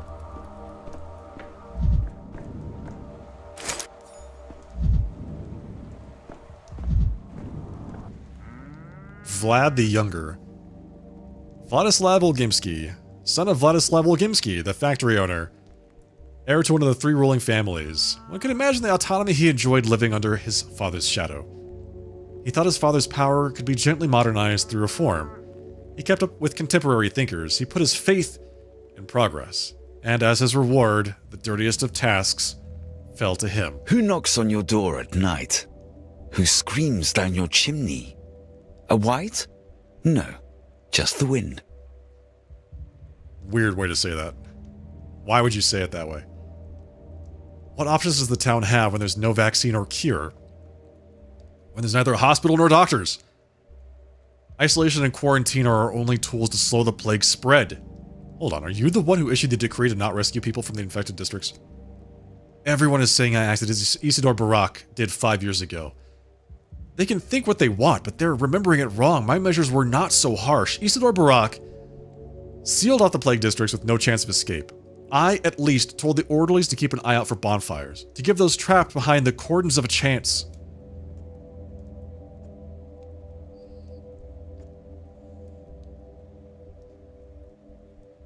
Wow.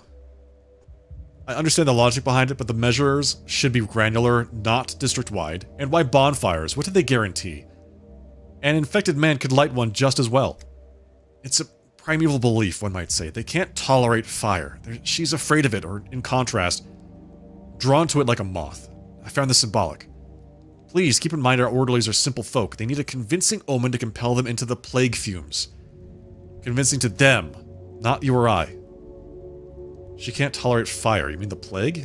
The sarcasm is unwarranted. The plague feels alive even to me sometimes. Let alone the orderlies. If you'd spent any time with us, you would understand. And I was just beginning to respect you. Be that as it may, the third day we realized the scale of the catastrophe. The town needed saving, and I was ready to propose concrete measures. And here we are. I will soon pay with my life for my actions. Don't say that. We'll get out of here. All of us. And I already know how. I will soon pay with my life for my actions, as you will you for your inaction. I am not a proud man, Dankovsky. 2 days ago, I waited for you at the Emergency Epidemic Committee meeting. If you wish to take matters into your own hands, I would not have stood in your way, but you simply didn't show up. Yeah, why did Dankovsky not appear? What was he doing? It's not like he has other things to take care of. Simon Kane's dead. Was he, like, investigating Simon Kane's murder or something?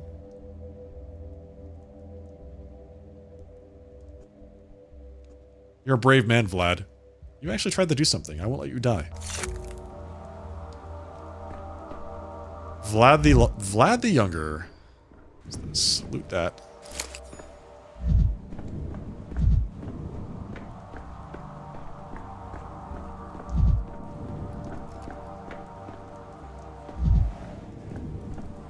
Where did they say they put my prototype? I forgot.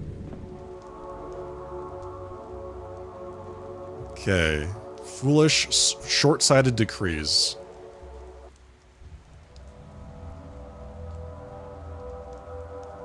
Or just inexperienced to the point of criminal negligence. If I held the power in this town, I would have wielded it more wisely. That's right. Use. Wait, can I actually just issue decrees from here? Change decree! I can! Day 3. Approved, approved. Veto. Lock the gates of the termitary to prevent infection from getting inside. Immunize townspeople with Logimski's new remedy to combat the sand pest. So we have resources. Rations, equipment, fuel, medicaments, patrolmen, and orderlies.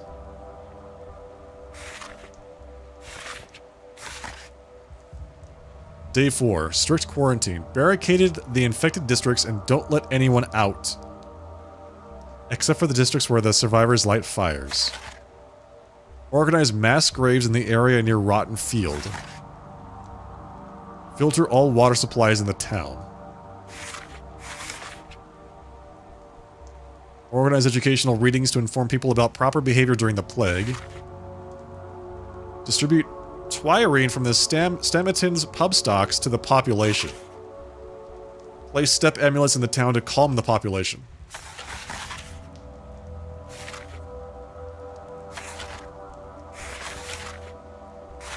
So this was all approved. Like, they did all this stuff already. This is on day 5. Focus of infection eliminated? What does that mean? Like critical events. You see that over there? Critical event, day 5, day 6, town died. Yeah. Okay, sounds good. So this is like the things that they've already done. That's interesting. Take it from the counter, right? I got the prototype. We have 20 charges. Whoa.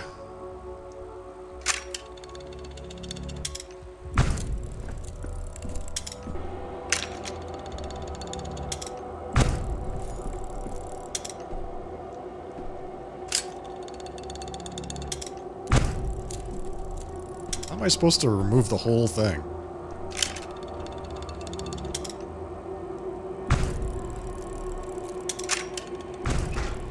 Oops. Used one too many. Alright, well. It's all gone. Loot.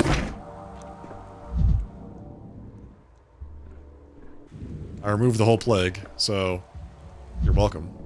So this is like a little map of the town.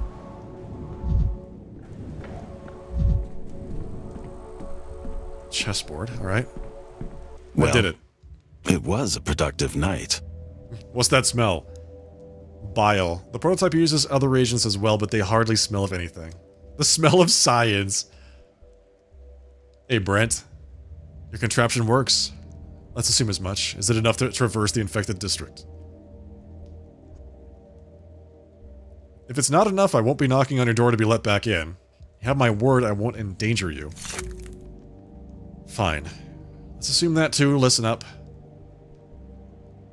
You need to make it to the southern exit of the district. It's guarded by orderlies. The other exits are either sealed off or being guarded by vigilantes, best avoided. By vigilantes, do you mean a mob armed with sharp sticks driven by mad fear? Got it.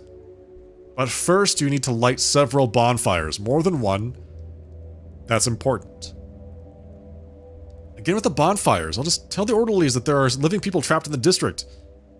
I'll be standing in front of them as living proof. I've said it already. This is how it's been since the first outbreak 5 years ago. If there are fires burning in an area, that means there's still survivors, still able-bodied and healthy. Only those are worth saving. We were ordered not to bother with small pockets of doomed people. What, you're suggesting I light all these bonfires by myself to deceive your own system? It's not my system. We should do the decree in haste and panic. If I survive, I will overturn it. If we survive, I'll be the one issuing decrees. Alright, we gotta get out of here.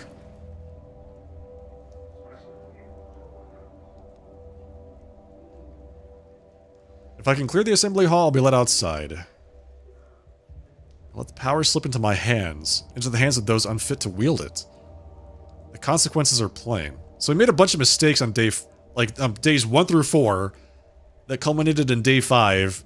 We're trapped in the town hall. We are here. We gotta go there.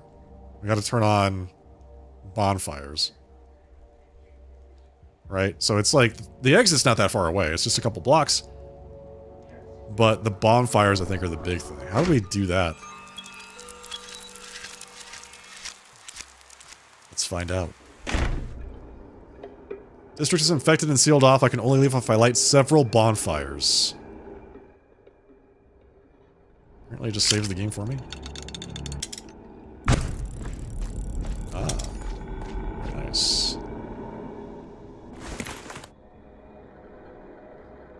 Small items like matches or vials are better kept in pockets rather than my carpet bag. Best to store consumables here. From each pocket, I can quickly use items. Okay. Bottle. Oh, I can't add that to a quick slot. When he was talking about bottles, he was talking about something else. Like, maybe the drugs he carries around with him.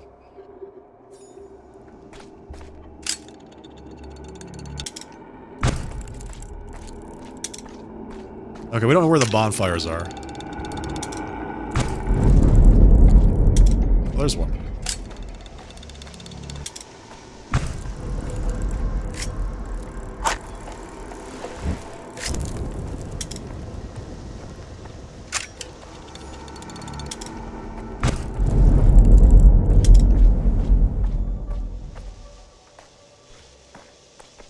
So I can't loot those things. In the previous game, you had to loot a ton of them. I can't see where the bonfires are, and that bugs me. So that's where... That's the exit. It's right in front of us.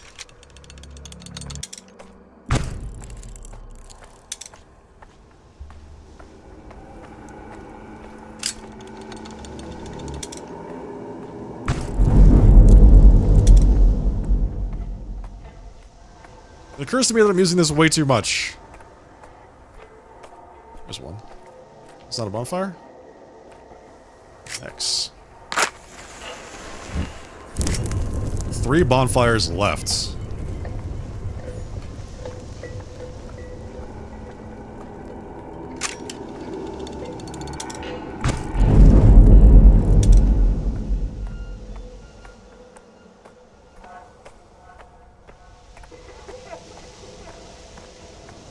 Hey, boys.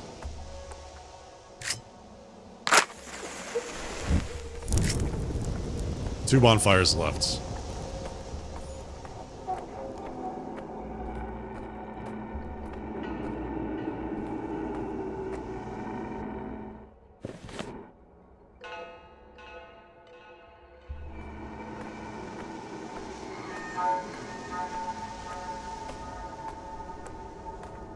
Loot. Thank you.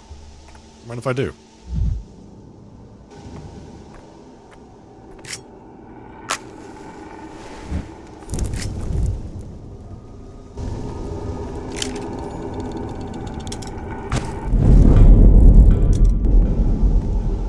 Can I drink water? Press. I press it to get more depressed, I see.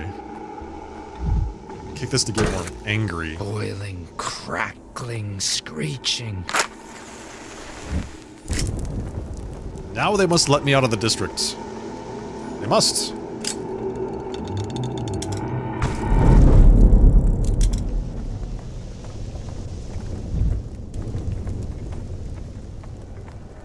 So I only need to use it when I'm up against the, like, groaning puddles of plague miasma. Everything else is fine to walk through, I guess. I could use some quiet. He's alive! Boys, there's someone alive here! Not the first time people are surprised to see me, but Bachelor Dankovsky doesn't die so easily. Who are you? The only qualified doctor in this benighted town. We're only doing our jobs. The decree is simple. No fires, no entry. People can be saved only if the bonfires are lit in the district, otherwise it means they're all dead. Open your eyes. The bonfires are lit. We lit the bonfires. Rohan calls for aid. Whatever. Gondor, even. I know my 2000s references.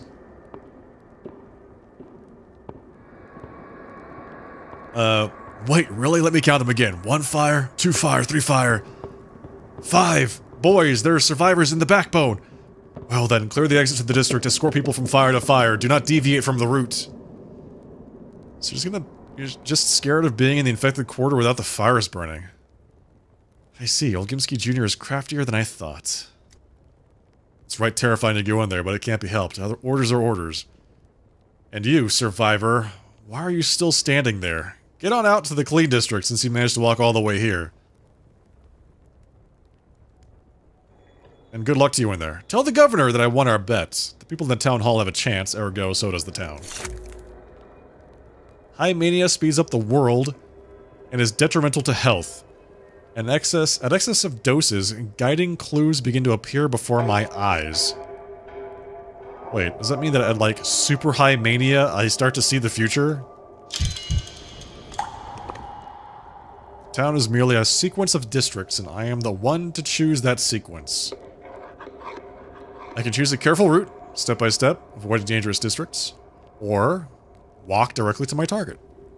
No need to rush. If I change my mind, I can always R1 undo my last move, or triangle start over. Where am I going? I'm going down to the warehouses. I don't actually have to, like, walk through the city. That's crazy. Okay, so how do I get to... This one is safe, right? This district is safe? Yeah, okay. Travel time 4 minutes. Right, well I want to go there. Warehouses. Start travel.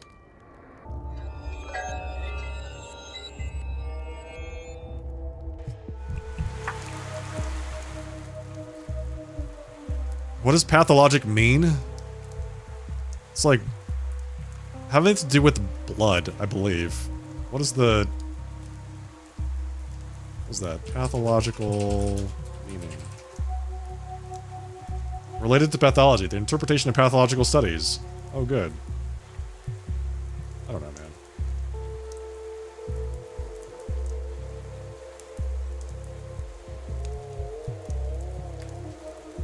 Pathology. The science of the causes and effects of diseases. Well, there you go. It's a very fitting name for the game.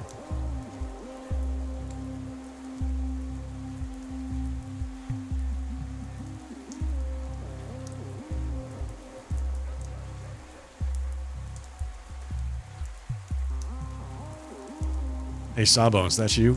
You're the big city Sawbones, the doc, I should say. Yes. Don't you fret, I'm not interested in your jingle jangle, not worth the hassle. Just tell me straight, Doc. Am I plagued? You don't look sick. I'm serious and scared. Is it okay to admit fear to a Sawbones? A doctor? Ever since I found out my Kulan had died, I've been scared out of my wits. It claimed her in 5 hours and she was young and strong. Are you talking about your wife or your daughter? How could I marry her when she's of the kin? Or was anyway, she left them but was torn between the town and the steppe. I thought, maybe if I quarreled with her on purpose, she'd return to her kind, wouldn't suffer her fate no more. It's too late for that now. Yes, I've already heard this notion that steppe people are immune to the plague. But I suspect those are just tall tales. Poor thing, such a shame. I don't want to die though. Give it to me straight, Doc. Will I follow Cruel Iron soon? Should I prepare bread and milk? Or can his pass me by? So you suspect your lover might have infected you. It's not impossible. When did you see her last? The day before yesterday, in the morning. When did she die? Yesterday? I know very little of the plague yet, but it's clear from its dynamics that one can't survive the infection for more than a day. If you were infected, you wouldn't be here. Are you sure? Consider how many people have died since the outbreak began 2 days ago. The disease obviously develops very quickly. I said the incubation period is 5 to 8 hours. Oh, you've done me a service. Poor Kulan's suffering ended just yesterday. She came to me even earlier than that. Your math checks out, doctor. Sorry, I should address you with respect. According to your account, I couldn't have caught it from her.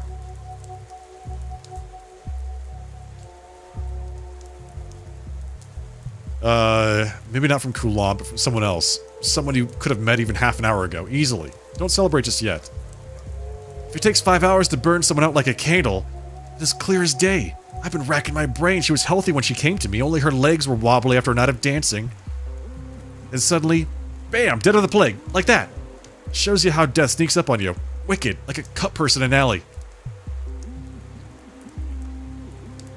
Any death is wicked. That mortality is embedded into human nature itself is even more wicked. Such loud words of yours, they ring here in this backwater. It's like an alarm bell or artillery. They don't fit the scenery, like you. Can I help you with something, Doc? You're looking lost as a newborn babe. Lost, am I? Maybe you can help. I'm looking for a doctor named Reuben. If I knew where he was, I'd have gone to him with my plague question. He saw the last outbreak and was Breck's, Isidore's apprentice. But he's gone. Vanished as if the earth swallowed him. You think he's right here in the warehouses? I'll be damned. That's where I was told. Alas, without an exact address. Tough luck. I'd love to repay you, but I can't. Don't know where Reuben went. You know, ask the little ones, the kids. If you run into some, they've scoured every corner of this place. They don't miss a thing. If Reuben is here, they've seen him. Thank you, and take care of yourself. You dodged infection once. Next time, maybe you won't be so lucky. I am manic as hell. Holy Moses. So fast. So speedy. I need to find some boring stuff.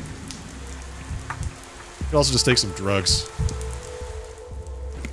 Let's take some drugs. Use. I can't take it anymore. Use this. Nervous tension makes me quicker. What's that? Break. Optics, vision. Their answer is in mirrors. Hey, cow. Oh my goodness, that's a lot of cows. Halt! Who goes there? Turn your head up. Look at us. What's the password? Heckety-feckety sat on a pipe. Heckety-feckety smelled a bit ripe. All the king's crickets and all the king's geese couldn't rid Hecate of the smell of damp cheese. Now say the password, old-timer. I don't have time for your games. I'm looking for a man named Stanislav Rubin. Seen him around? Sure we have. We see everything from up here. Even that bald spot on top of your head. I don't have a doctor named Rubin. Only a boiler man who needs no name to do his boiler work. Although if you think about it, he's kind of like a doctor. He fixed the furnace. Cured it, I guess. Don't be ridiculous. I don't have a bald spot. Not yet, but you will. I can see it all from up here, even the future. You'll be combing over a bald patch and powdering up your wrinkles until you look like amateur hour at a mortician's parlor. Sooner or later, we'll all be bald and in a box. Nothing to be done about that. Ha! Never. I won't go bald. And I don't intend to get old. I like that attitude. You could be an intern at my lab when you grow up. Fighting death in old age is exactly what we do. Sounds unlikely. I can see the future from here. A grand future where all the grown-ups are dead of plague and we rule the town. I don't think you understand what the plague is. It kills kids, too. Oh, you think you're so clever, huh? How would you know? You a doctor or something? We don't need another one. We already have Dr. Boilerman. The furnace broke down at the boiler house, but he fixed it. And today, it broke down again. What's his name, Reuben? A boiler man needs no name. Only the coals of the furnace and the soot on his hands. And a poker for a heart. So where did I find this boiler man? Are you stupid? At the boiler house, duh. Is that what you call the heating plant? It's a house with a boiler in it, isn't it? Not some hot plant whose sap runs through the heating pipes. I say, folks these days believe the wildest things. But you won't find anyone there. This pipe I'm sitting on is barely warm. That means something's off at the boiler house. Maybe the boiler man's lost his marbles. While he was there stoking the fires, the pipe was hot as hell, but now it's cooling down. Therefore, to find the boiler man, I should follow the pipe towards its warmer end. Okay. So you're not sitting on a pipe, though. You lied to me. What's this? Is that Bad Grief? Dude, they killed him! Gregory Fillin. This petty lord called himself Bad Grief, an anarchist at heart, valuing freedom above all else. But only his own. Because of his friendship with the Olgimskis and the Baraks, he saw himself above the law. At least he had some small aesthetic sense, even if it was street level. Pinned him to a wall like a butterfly and left him to die. Even stabbed him with a knife for good measure. But he didn't die from those wounds. Do you know what he died from? Thirst. Do you have any water? What are you doing here, actor? I am no actor. I neither feel nor act. Call me a shadow. A remainder of a person, a trace, an echo, a glove left behind at someone's house. A useless thing, really. Who needs a lone glove? But it is proof that someone once was here to lose it. So I'm hallucinating. That's to be expected. Don't disappoint me, Bachelor. Madness would be too easy an explanation, wouldn't you say? Why not, for a change, assume you really are speaking to a shadow, to a remnant of the dead? On the other hand, this town is full of oddities. I'm used to being surprised. The shadow of a dead man. No need to gasp. You are a scientist, a researcher of death. So gaze into the face of a dead man. Perhaps then you'll understand why only a mask remains. Sounds like a metaphor. I'm more interested in the natural sciences. But you've come to a town ruled by sciences that are pretty unnatural. Or have strayed far from nature. If you don't want to delve deeper, fine. Just know, if one, like myself, is here, then the person you were looking for isn't. Today, that person is already dead. Yes, I can see the body for myself. It is... If it is the body of a man I'm looking for. They pinned Grief to a wall like a butterfly and left him to die. But it was thirst that killed him. Do you have any water? Why would a man... Simon's murderer? Why would they think that Grief killed Simon? When you take out the pitchforks, you'll always find something to nail them with. Grief saw the faces of his killers. Did you recognize them? Asking that as a detective? I'm afraid it's not that kind of story. Grief was killed by a mob, not by a person with a name. He often thought about death, imagining what his last words would be, and when death finally came, do you know what he said? What? Ow. He said, ow. That was all he could come up with as he bled out into a wall by a pitchfork. How's that for last words?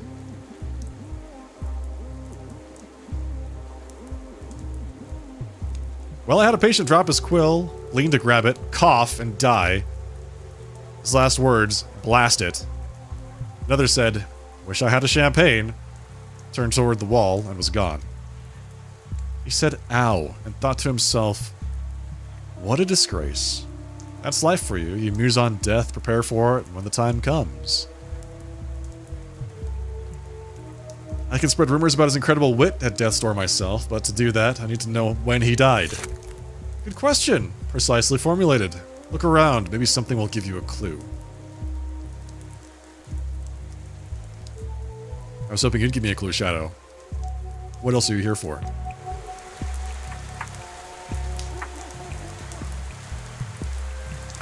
A smuggler, not a murderer. He did not deserve this. He did deserve this.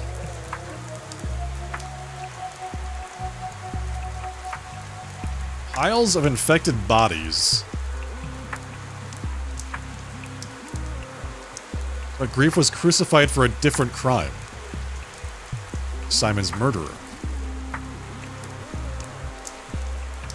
You couldn't have killed Simon.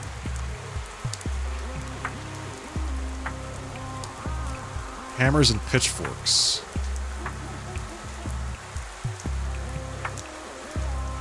Killed yesterday. Bad Grief was cruelly murdered yesterday. So on day 4, Bad Grief is killed.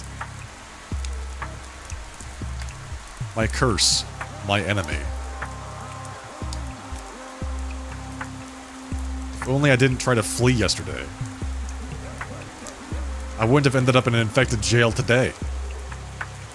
I hate you yesterday. Okay, so now we know. Stuff happened yesterday. I'm just hiding in the old boiler room. I need to find it. The closer the secret, the hotter the pipes. So, which pipe were they talking about? Hey, mister, what's that doodad on your chest? It's no doodad, it's a brooch. Looks more like a do-mom to me. Kid humor. It's the worst pun I've heard in my life. Says who? Some guy wearing a lady's pin. It's a brooch. A man's brooch. Oh, did we broach a sensitive topic? Aren't you bored yet? Bored, chalkboard, cardboard, let me think. No, not bored. Just a little pigleted. What? You don't think it's funny? Buzz off then. Enough. I'm looking for the boiler man. Your friends over on the pipe told me he was in the heat plant. I mean, in the boiler house. Then you're walking the wrong way, dummy. The pipe. Follow the pipe the other way to get to the boiler house. Around here, the pipes are ice cold. You could at least put up some signage. Hello? Help me out here.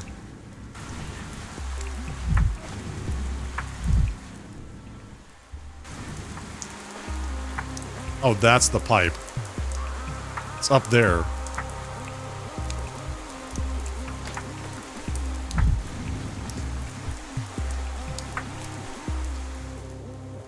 Who are you, the new boiler man? No, I'm a doctor. What do you need a boiler man for? The last boiler man disappeared somewhere. We haven't seen him in 2 days. See the black smoke from that chimney? It was normal yesterday. Something bad might have happened. What is normal smoke? Well, you know, normal. Ain't you ever seen smoke? Black smoke means the furnace is sick again. I'll go check.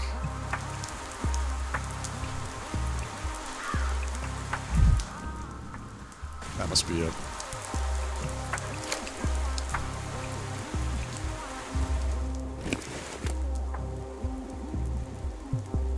Can I not stack these? Wait, can I not stack these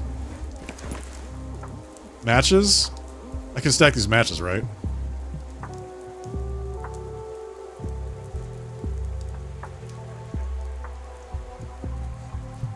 I can't stack these matches.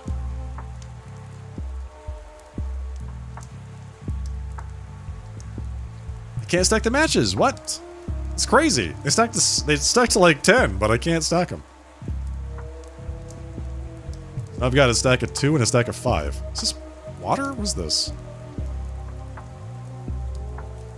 Tiny pockets. I had a pocket full of matches.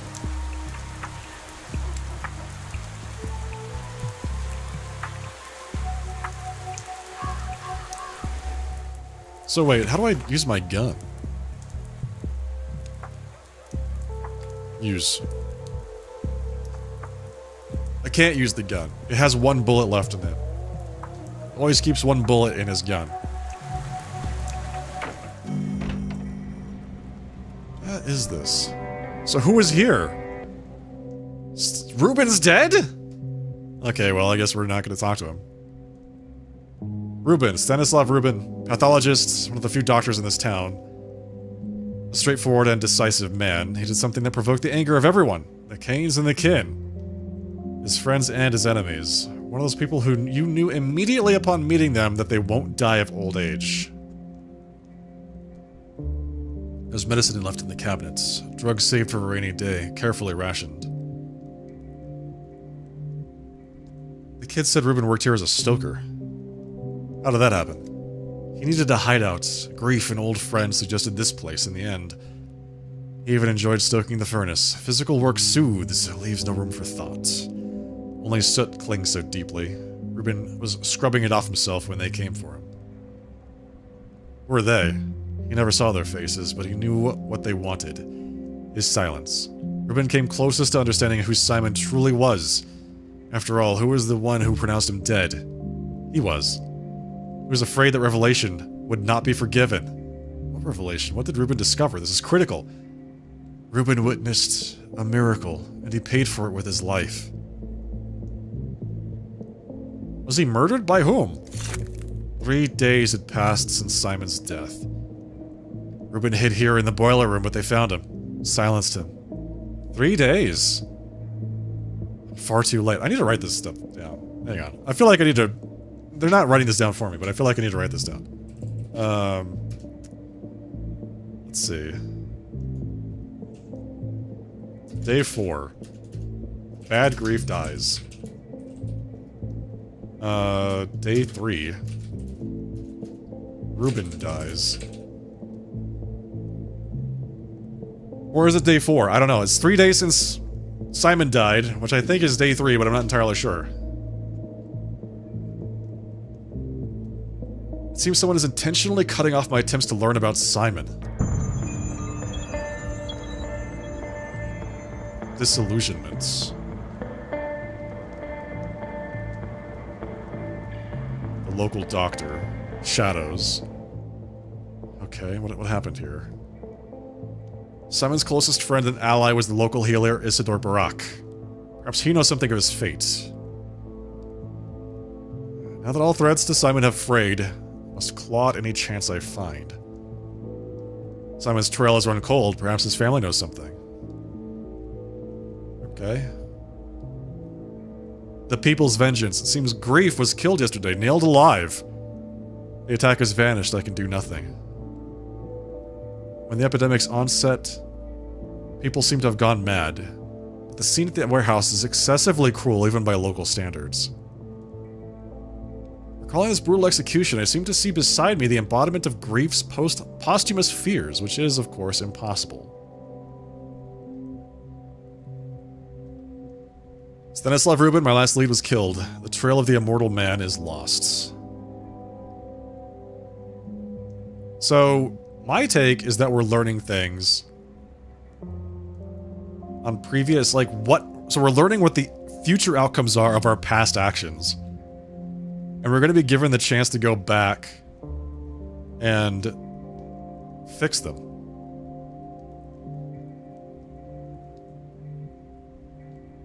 Day 1. Oh, so there's what? 12 days, okay. Day 1, in which the calamity can still be prevented. Really?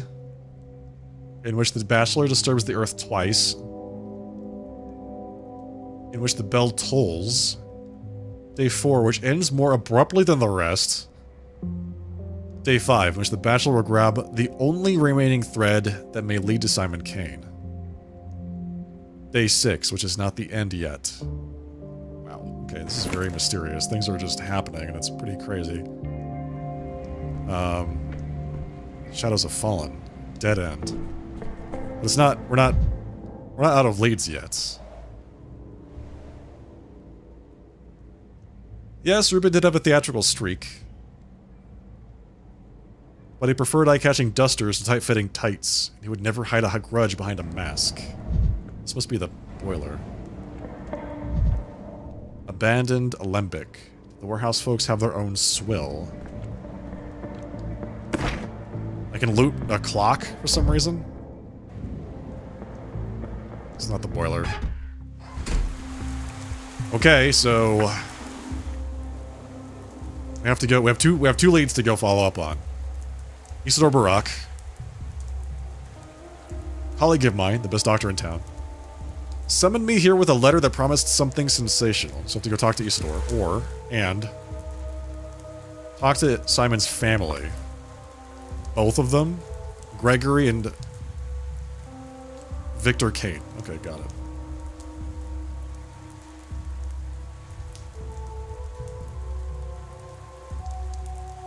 Gregory and Victor Kane. So we have to get out of here.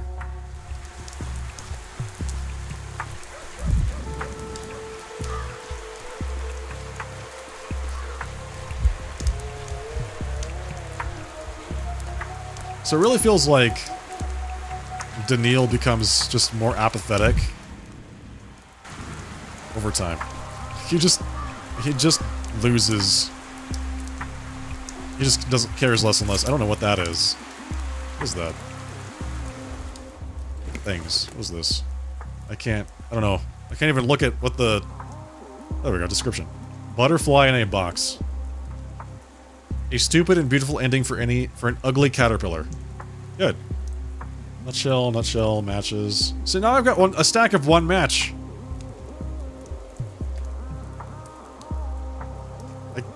I've got 3 stacks of matches. How do I... No! Stop it.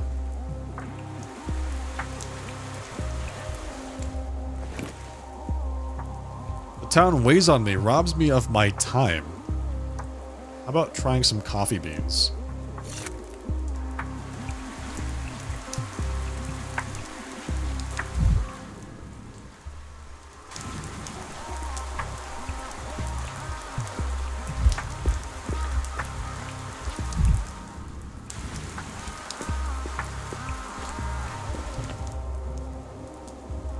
Okay, so we need to go to Isidore Barak.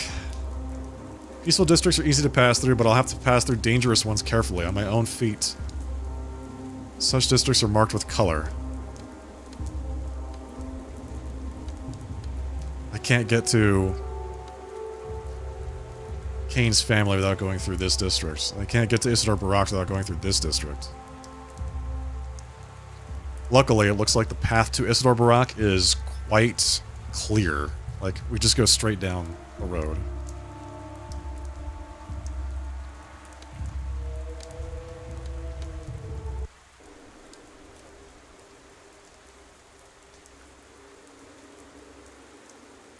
Story saved. Well, it saves the game whenever I travel. What is that? What is that?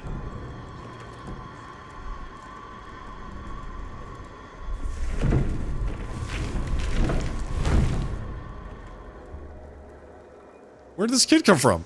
Oh, it's the changeling. My heart aches like it's been pierced with a blunt needle.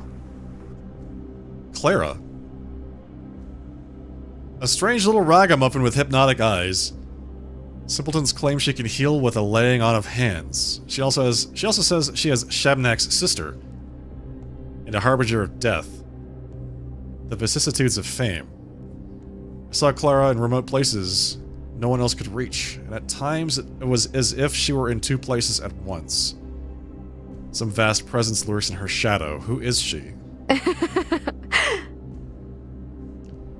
Stop. Look into my eyes. Don't move. Don't even turn your head. She won't touch you as long as there's a thread between us. Cover your nose and mouth with a scarf and leave this district at once, girl. It's dangerous here. Do you need me to show you the way? Cover your nose and mouth with your scarf and leave this district at once? Mister, it's dangerous here. Do you hear how dumb you sound? Do you think I'm blind? That I can't tell you where I am? You need my protection, not the other way around. Look into my eyes, you idiot. What are you doing? Are you hypnotizing me? I can already tell you're not susceptible to hypnosis, so why waste the effort? I only want to help you, and I need all of your attention to do it. So there's not even a morsel left for her. She feeds on your mind, you see. Who is she? Shabnak. You know, that bony monstrosity you don't believe in? The one that's making your hands shake right now? I thought you meant the plague. Shabnak is the plague's body. The earth spits her out every few years so she might walk through the town and cleanse it of corruption. Of wicked thoughts. Of weak people. Everyone believes something different on that front. Why you, with your head of solid oak wood, can see her is a very interesting question. Most people like you are completely blind. What ripped that hole in you, I wonder? I'm told the scent of the local herbs has a strange effect on the psyche. Maybe so. Either way, she won't stop stalking you whether you believe in her or not. She likes you. I can tell from a mile away. But I'll teach you how to handle her. Take notes, scholar. Had I a notebook on me, I'd have gotten it out already, if only to emphasize how absurd this entire situation is. Rule number 1. You're no adversary for her. Your little revolver won't shoot her. Your little knife won't stab her. You can't stab a fairy tale, can you? And why would you even have a knife anyway? So all you can do is run. Fair enough. Fighting an illusion, a hallucination is like tilting at windmills. Yes, exactly. Keep thinking that. Good scholar. And the prototype? What prototype? I have an experimental device prototype that's capable of dispersing plague miasma. I like how it switches the perspectives every now and then. So it's like, we were speaking as Danielle, and now we're speaking as Clara, to Danielle. There's no way your little device can kill a Shabnak.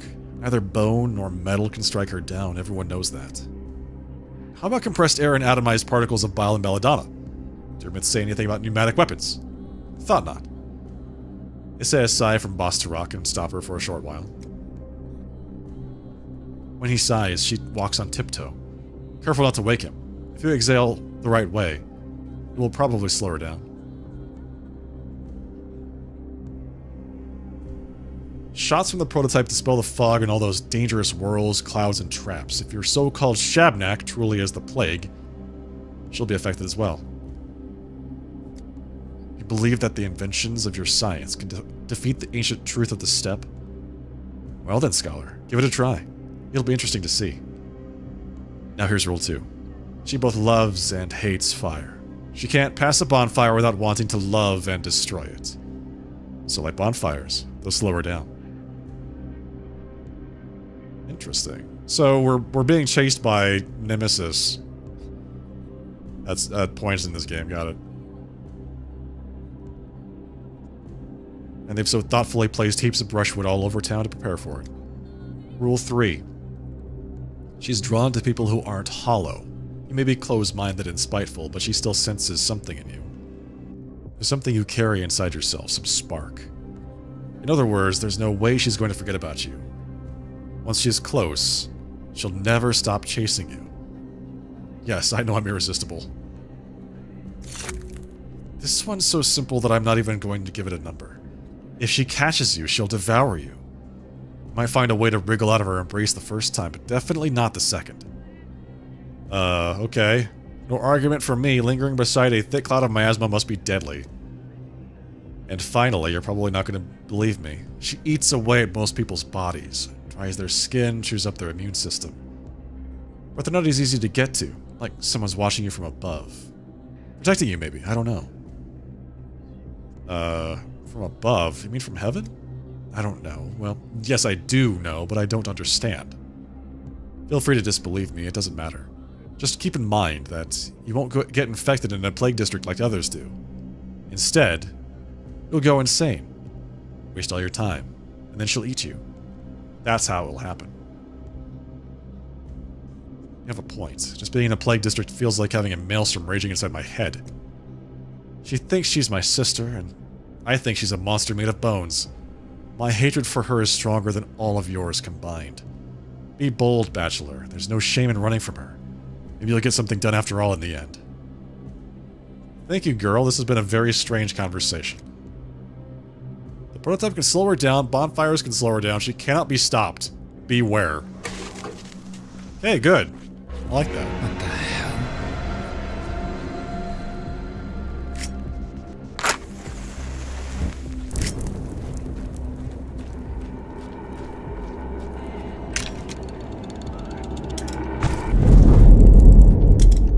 Cannot be stopped.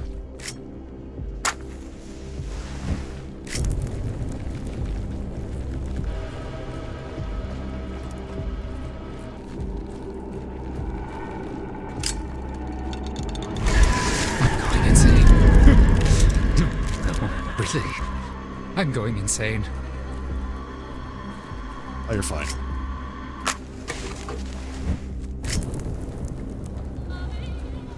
This is Isidore Barak's house. You made it. There are people here, apparently. Burn in the fire! Why did I light that? Why are there people here? This is so weird. Maria Cana, daughter of Victor and Nina, oldest daughter of the Canes, Simon's niece.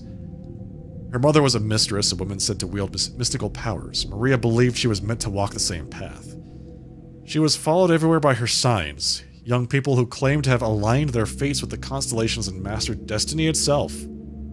Her every gesture burned with untamed fire. Why is this all in past tense? If only I could live a year longer. A whole endless year.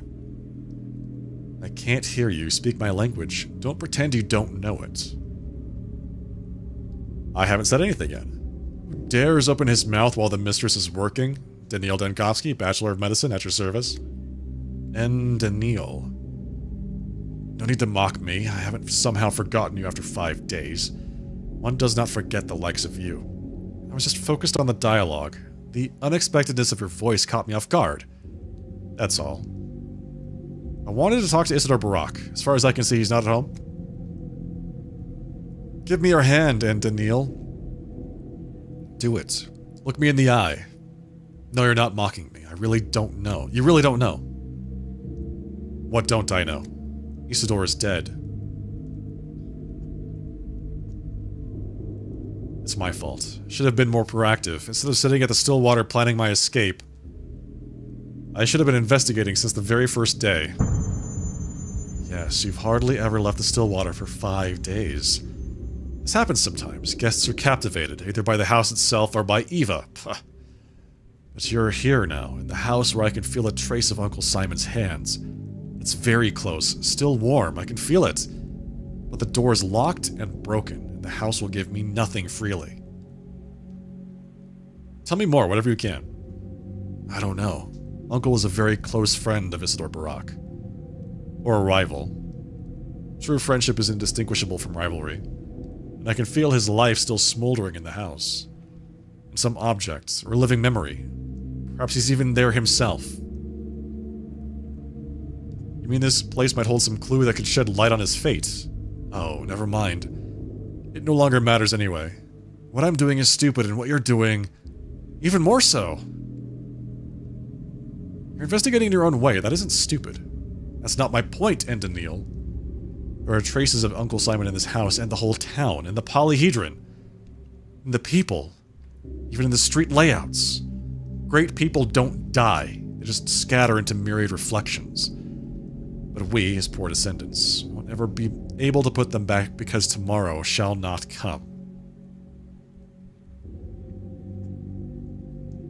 I don't understand where metaphor ends and thought begins with you. We'll be suffocated by walls of reeking bodies. Shabnak will devour our tomorrow. When you sleep tonight, the apnea demon will descend upon you and you'll lie there, frozen, staring at the ceiling forever. I don't know. Oh, I don't know. I had a dream. I've seen every calendar in town stop at number 5. Tomorrow shall not come. It shall not come. Okay, got it. Shabnak. This will be a surprising confession, but as I was approaching this house, I think I saw her. Some sort of monster. Very close. You've seen a Shabnak. You and Daniil? A woman or a monster? I didn't get a good look. Hard to see anything in this plague-ridden hell. In this backwater of ours, the earth sometimes belches out the strangest creatures. I'm surprised you had enough clarity of mind to see her. Not clarity of mind. Murkiness. That was obviously a hallucination. She wasn't there in my dream. But that doesn't mean anything. She doesn't like to enter dreams. My dreams are of the higher realms. They strive upward. The clay spawn and rat brigands don't feel at home there. Prophetic dreams again? I suppose I can't complain now, though. Our dreams are not the same. I am a mistress. I can see the truth.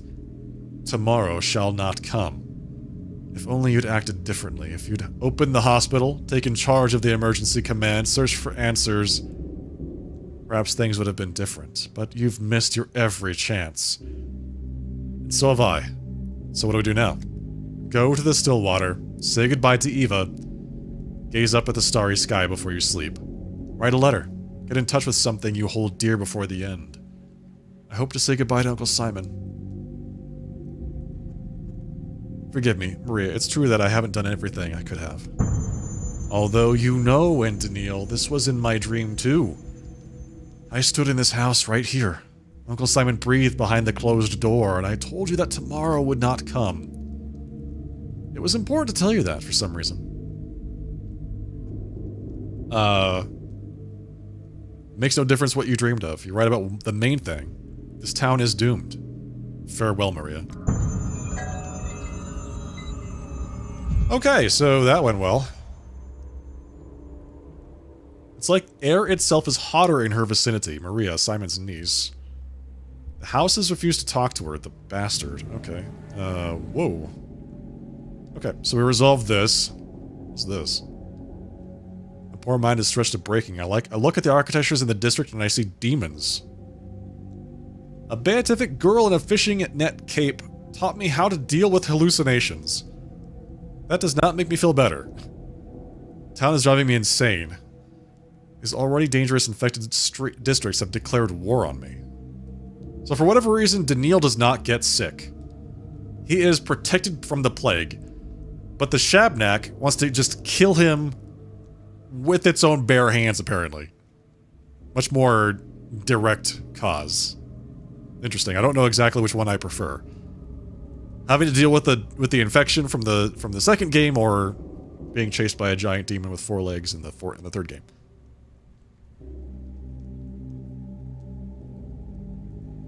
Maria Cana, Simon's niece, brought her entourage to Isidore's house. They appear to be enacting some ancient ritual. The Canes. The family heiress wanders the town, barges into houses, touches walls, and utters vague prophecies. She will not help me. Yeah? Makes sense. Is there any more that we can learn from previous days? What is this?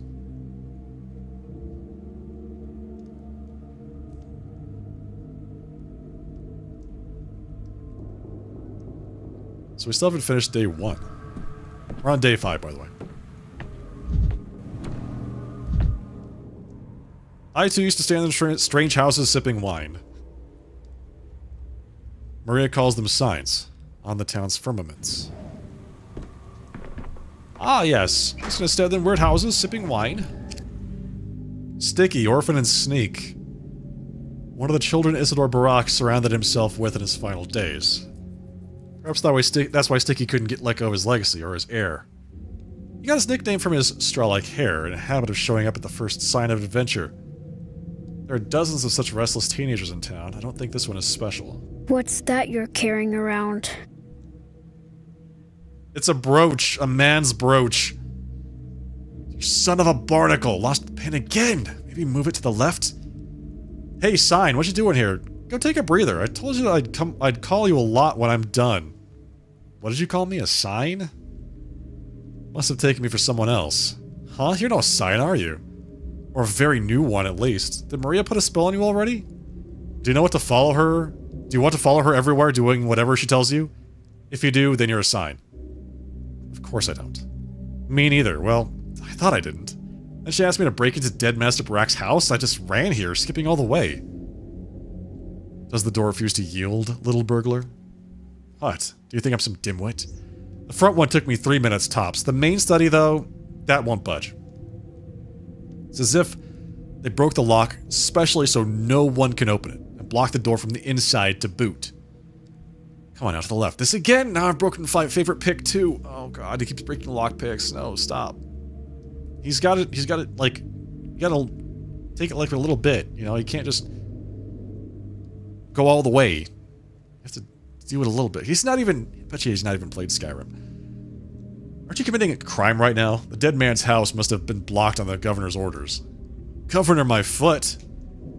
Was the murderer who closed it? That's who? I tell you true, so no one can investigate anything, so Master Barak says, stays unavenged. You want to avenge him? It can't be a coincidence. Of all of this. If nothing else, Isidore is a doctor. He dies right before the plague comes, and his study is locked? You know how it was? This house was open all the way until the funeral. Then the killer knew he had to lock it, because they all understood it at the funeral. Not everyone grows 4 new arms after death, you know. That beast's claw, too, only happens if you fought for your life tooth and nail. Grows 4 new arms? Say what? Hello? Now you're making things up for sure. How am I supposed to prove it to you? Master Barak's been in the ground 3 days. It's all over now. The killer, he was skulking here that very day. Seen him with my own 2 eyes, I did. Because I wasn't at the funeral like everyone else. Still couldn't track down where he ran off to. Ugh. You've seen the murderer. Who was it? Did you recognize him? I'm not telling you. You don't care one bit about Master Barak. All these days you were cool as a cucumber that he's dead, that he's murdered. For you, Master Barak was just some old man who wrote you a letter to the capital about magical, mystical Simon. And he was the best of them all. Why are you so fiery all of a sudden? I just want to help you, that's all. And who the heck are you? Walking around here all high and mighty like, and you did nothing. Bear, he came with you too, and they killed his father. And he was the one they accused of it. Imagine that. Bear is, her respects, by the way. And 5 days after, look where you are, and look where Bear is. They call him that because he's huge. Like a bear. Yeah, everyone's better than me. Do you know how many times I've heard that today? I'll find Master Barak's killer on my own. Or with Bear, maybe. Because we cared for him. You never did. You care about Simon Kane, don't you? Have you ever thought he might be right behind this stubborn door, eh? What would Simon be doing here, especially if he's dead? Master Barak, they buried him at least. Simon, they didn't. Someone stole him. You didn't know that, huh? No one did. The Kanes thought they'd be able to keep it a secret. Not from me, though. Well, Simon's body is right here. I'll find it. Then, not you. If I can finally defeat this door, that is. Simon's body has disappeared, so I'm not the only one taking interest in his death. You taking a break, Sticky?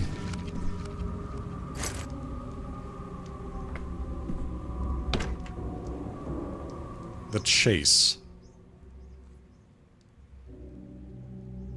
Isidore's killer was seen on the 2nd day. But the trail has long gone cold. I cannot catch him. Okay. Day 2. Isidore's killer is seen at Barak's house.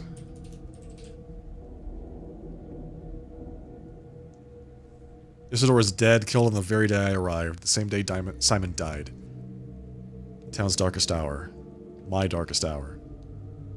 Isidore's study was closed on the second day, the lock jammed. I cannot investigate it. Isidore's body was buried on the second day. I can't examine it. Okay, so I have to, like, make a list of things I want to do every, like, day by day. Day 2. Stop the killer. Day 2. Examine the body. Enter, investigate the study.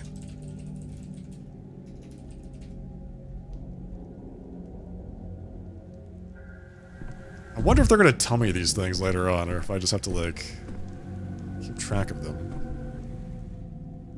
Malicious serendipity. Alas, that day I found no time to visit my colleague, or did I come too late and run into a locked door? This is, so we got, like, info for day 2. Okay, got it.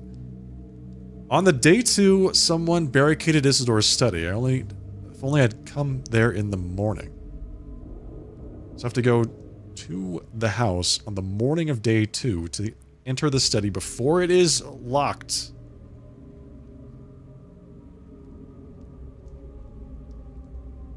Even if I believe these tales, why do I need Isidore's killer? Let the authorities deal with him. I needed Isidore alive. Young Sticky allegedly saw Isidore's killer returning to his victim's house.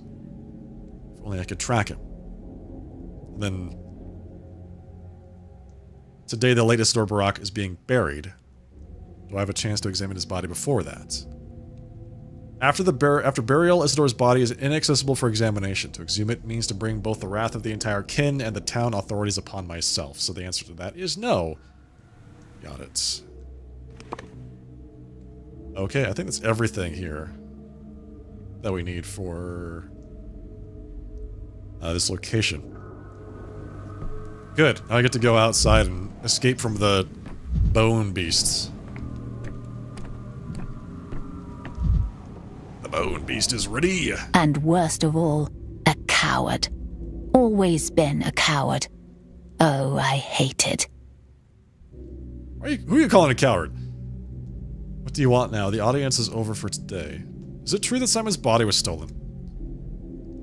And if it was true, do you think I'd discuss my late uncle's body with you? Like he's some lost bull or a purse that caught the attention of a less than honest chambermaid? You want to track him down, don't you? So do I. I'll tell you this. You have only a superficial understanding of my uncle's disappearance. His body, if it even exists, doesn't matter much. I can still feel something living. It's more like a sigh than a chunk of meat. It's like you don't even believe that your uncle is dead. So she's kind of crazy. That's neat. Maria calls them signs.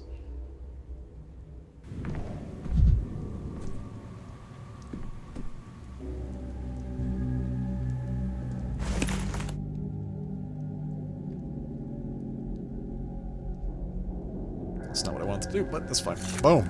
Eat it. Think, damn it. Apathy, mania, everything. So we have to go and just walk straight down the road.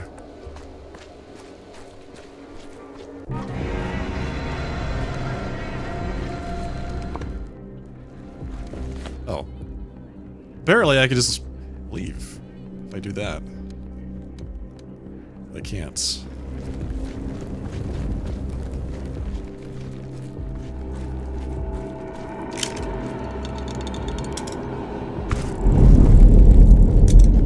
Only one use left of the thing.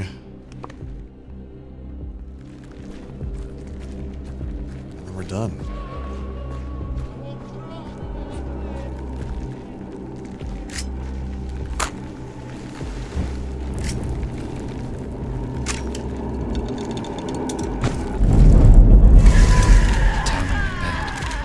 But you, Yankovsky, how could you? How could you, Dankowski? Here, kick this barrel. Or just stay next to it and get burned or something. Ow. Ow. Ow. Okay. We're out. We have to go here, and then... here. We might actually... Oh, wait. Nope. Stop. Remove the points. Clear all points. We need to go... here. I'm gonna trade some stuff with these kids.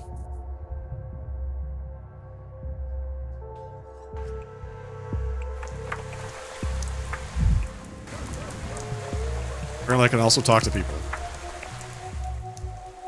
What do you want? What's the word in town? Have you been living under a rock? No one's saying anything. Everyone hides in corners like mice. Why aren't you hiding? You're walking around. I went to the pub. Used to be great there. Generous. Stamerton was a decent guy. Would pour on credit, but now he's dead. The place is shut down. Pub seems to have been the main cultural hub around here. Everyone's orphaned a bit without it. It used to be, yeah. But now without Stamerton, there's no more drinks on the house. It's all for money. Who needs that kind of culture? Charging for drinks was so 3 days ago. Do you happen to know if there will be a funeral? This is a plague in the town. Funerals are held every day. They say Grief was killed. Terrible. He was the last decent person in this damned place. I've heard many things about Grief, but decent person is not what I'd expect. He provided food to families in our area, handed out bread for the children, and I was gone. Without him, we'll surely starve. Oh, I see. I didn't realize he was such a good guy.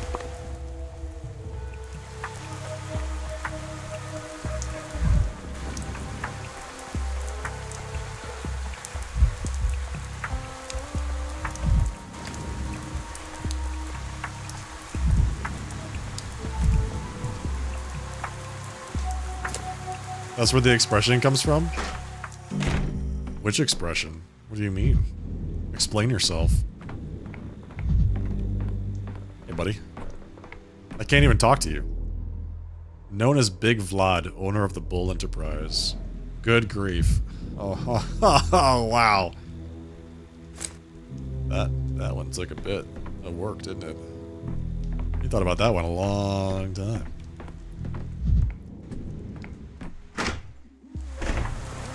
That was good, though. I'll give you that one. That was pretty good.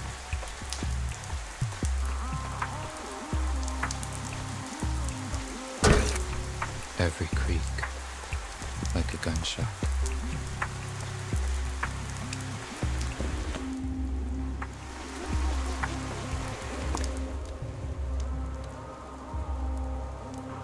Okay, I'll bite. How do I get to that place?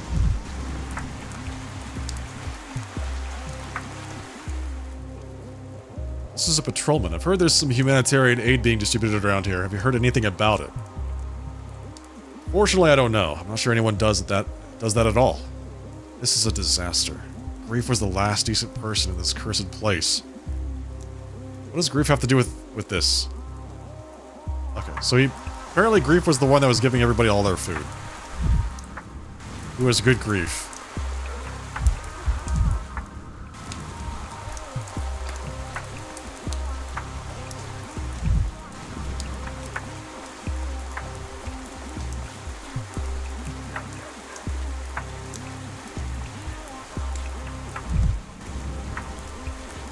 Trade. What is this? Recipe hyoscyamine. Slightly increases mania. Strychnine. Moderately increases mania. Take some strychnine.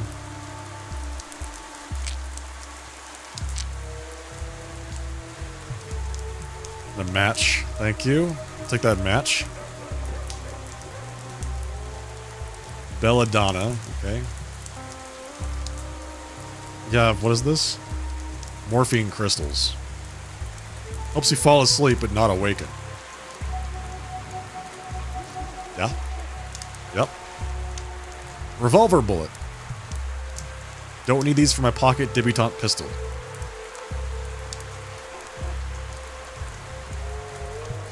I have 7 life, like, health heals, so I think we're good on that for now. Tobacco. Do you just chew it, I guess? Oh no, you smoke it. You make cigarettes. Water. Common water is a versatile solvent that breaks various substances down into their component ions. It's time to do some chemistry. Hydroskiamine. So that's what this recipe is for. Slightly increases mania? That's 42. That's slight? I'll take that too, thanks.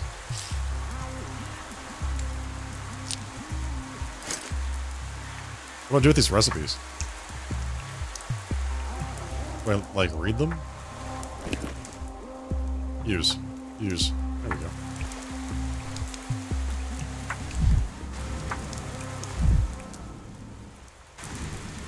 How far up does this thing go? Very far up, apparently. There's nothing up here. Figures. Alright. Let's head out. I was hoping to get some more stuff. I guess two, like, we got a match? We got one match. So I guess that's not nothing. But I get the sense we're going to be using a lot of matches in this game.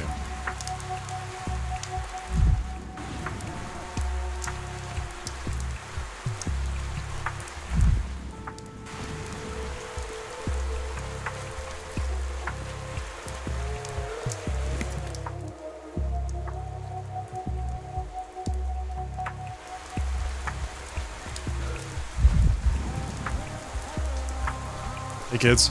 Bye, kids.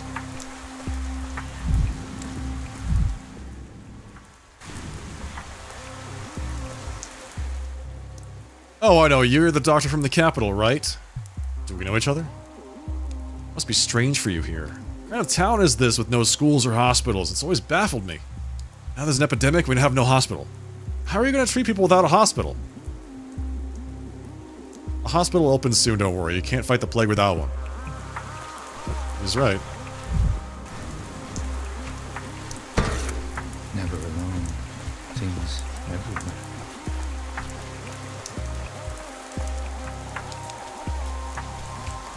Just gotta kick a few boxes. Remind ourselves that we're alive.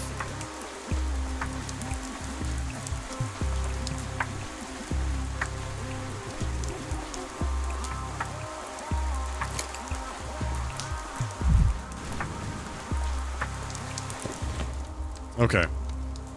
So we have to go through this infected district. So we can get to the Stillwater. And then onward to Bridge Square, I suppose? No. I do want to go to... I want to go to Bridge Square. I want to talk to these people before we go to the Stillwater. So, what's her name? Told us to go to the Stillwater to talk to Eva. Look at the path I have to take to get through this place. From one end to the other.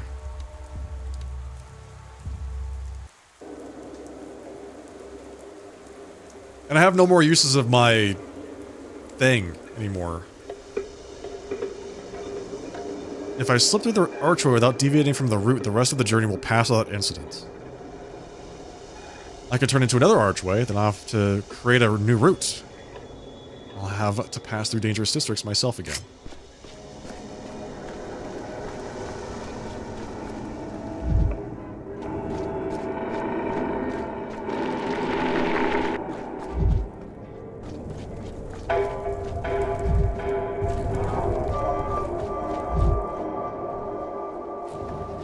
So all the bonfires in this place are already lit. Which is really good for us. Where's this thing taking me? I don't want to go this way. Why is this green smoke taking me that direction?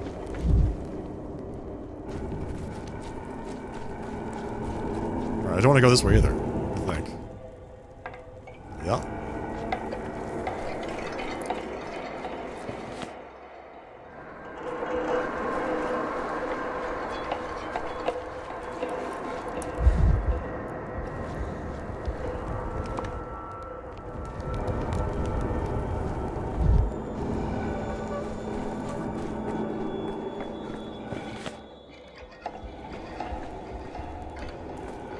We go down this way? Like, down this alley? Okay. Yeah, alright. Then take a left. I get to the wall. Back behind the house.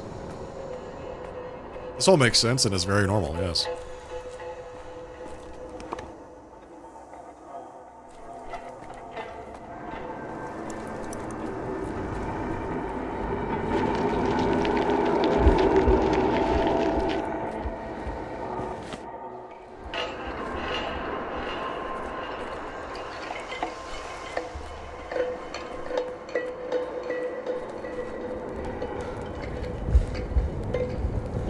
This is it. I made it.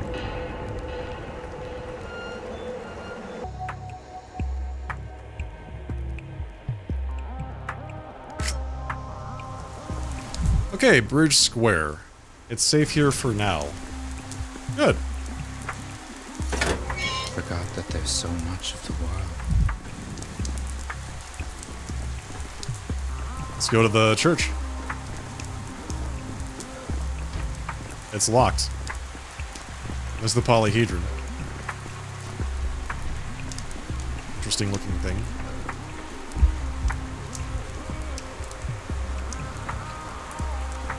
Alright, we need to go talk to 2 people.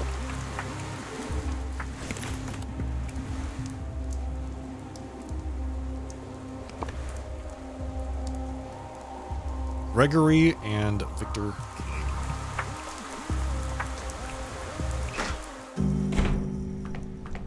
Oh, hello. Who are you? Nobody. Break. This is it. I guess I could just break mirrors for free because I hate mirrors or something? The Kane's Guard. The judge is not receiving petitioners today. Please vacate the premises. Do you know who I am? Oh, of course. Dr. Dankowski, I remember you. After everything you said last time, you have the audacity to cross this threshold once again. But you've been in town for 5 days now. What have you been doing all this time? Surviving. And what seems to be the only successful thing you've done. I repeat, the judge is not receiving visitors today, and he gave special orders regarding yourself. Leave. I'll try again tomorrow. Or yesterday. I will try again sometime. Wow, I'm just zero motivation. I'm so slow. Is there something nearby I can break? Yep.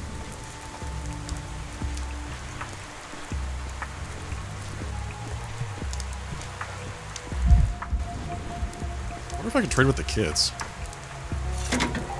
Keep quiet in the library.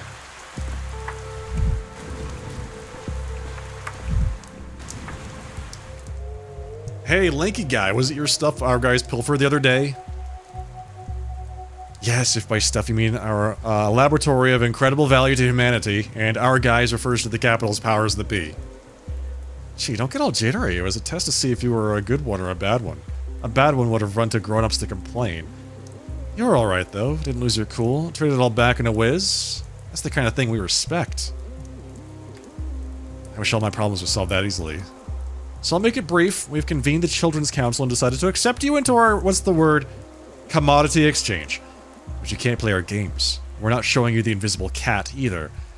But trading this and that and whatnot anytime. I've seen that invisible cat of yours. It's just a cat. You've, yeah, seen it. Right. Come on, who are you kidding? It's invisible! But our tradable junk is visible, alright. Take a look at it already, or go your merry way. So what do you sell besides stolen mechanical devices? Dirt cakes and twigs? The Children's Council can change its mind, you know. Where are you gonna get a hangover pill then? Or stinky feet cream, or bits of colored glass? Our range of commodities is dizzying. Occasionally someone even brings a schmouter to trade, but if they're dumb enough. The schmouters, yes.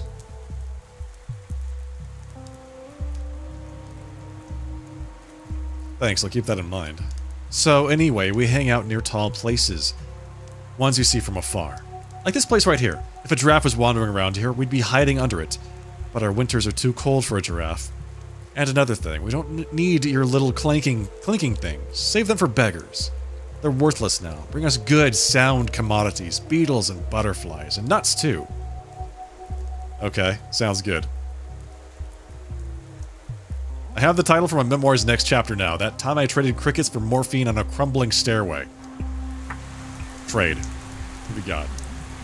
Matches. I want the matches. Recipe for morphine.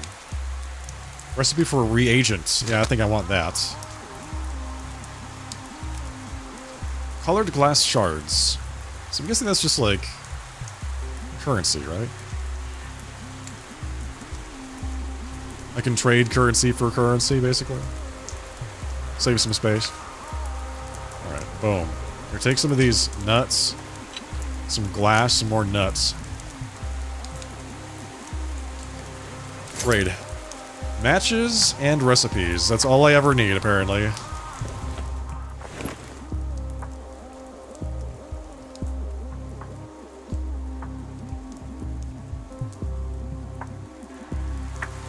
Learned recipe reagent. Learned recipe morphine.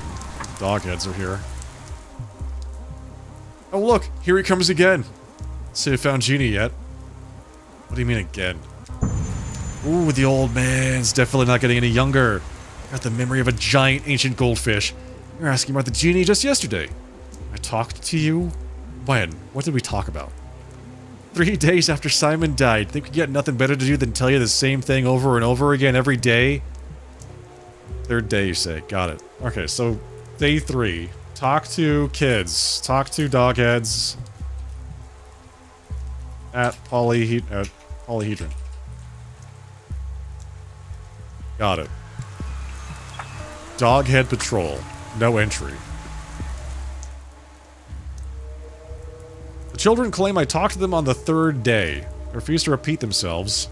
What did we talk about? Maybe they even let me into the tower that day. The glass tower is just over the river, but the only entrance is guarded by children in weird animal masks. Georgie threw me out of his workshop without a word.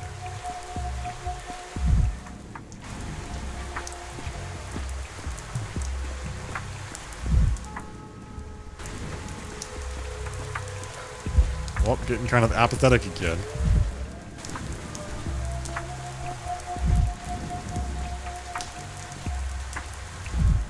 Must be because of all the rain.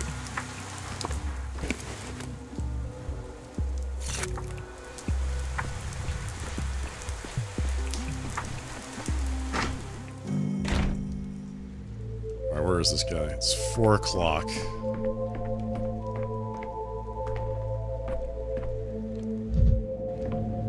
Loot. Why are there dog heads here? Khan. Casper Kane. The Kane heir plotted his own course along the path of his family. His followers were called Dogheads. They wore beast-faced masks and lived in the Polyhedron. In this way, they claimed to renounce their animal nature and embrace a world of pure fantasy. They obeyed Khan blindly, hence his nickname. But Khan himself still retained the ability to doubt. I'm fraying at the seams. With all due respect, you just keep visiting at the wrong times. I thought this was Victor Kane's study. It is. What, you don't think it looks right? It does, only the owner is missing. Where is he? Ever since Mother died, he only ever goes to the Cape. To visit her. What do you want? So you're Nita and Victor's son? All these times we've spoken, you still don't remember. I've known some scatterbrains, but you! Perhaps it's better like this. Uncle used to say the words of a cane all have a trap door underneath, and usually more than one. Looks like you don't have a very high opinion of your own family. On the contrary, my opinion is very high. Higher than the Polyhedron, but their relationship to speech is complicated. Uncle called it dialectics. You can swindle the truth alone, you know? You can swindle with the truth alone. The world is a deck of cards, he used to say. The most important ones are always up someone's sleeve. Which of your uncles are you talking about? The one that's dead? Or the one that's alive? I don't remember now. I was little, like a baby tooth, when they taught me cards. They taught me to slip jokers into my opponent's decks. And to play dead, too. What do you mean, play dead? It's a term in cards, when you pretend not to notice your opponent's manipulations and it gives you an advantage. I knew a man who once gambled his whole family away. He was stupid enough to wager his family, then he deserved it. I hope you aren't like that. Remember, everything is a game in the Crucible, and everyone else is a joker. The cards are either marked or from a different deck. That's what Uncle used to say. I'll remember that. For now, I'll go looking for your father. Okay, so he's not here. Chthonic creatures like all children. That's how I feel too. Oh! You can loot the clocks. Because that's how you used to save the game in Pathologic 2. It interacts with the clocks. So it's like, they're giving you something to do with the clocks in this game, even though it doesn't really do anything at all. Okay, where do we have to go? He's up. Oh, he's way up there. Okay. Not a problem.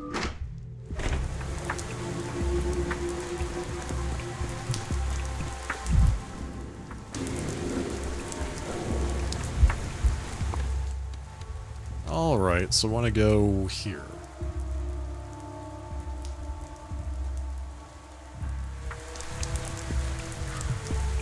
Am I miseried yet?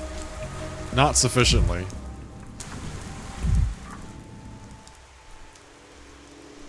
What does that say? The Canes are a strange family. Perhaps Victor, the only reasonable member, would speak with me. Georgie threw me out of his workshop without a word.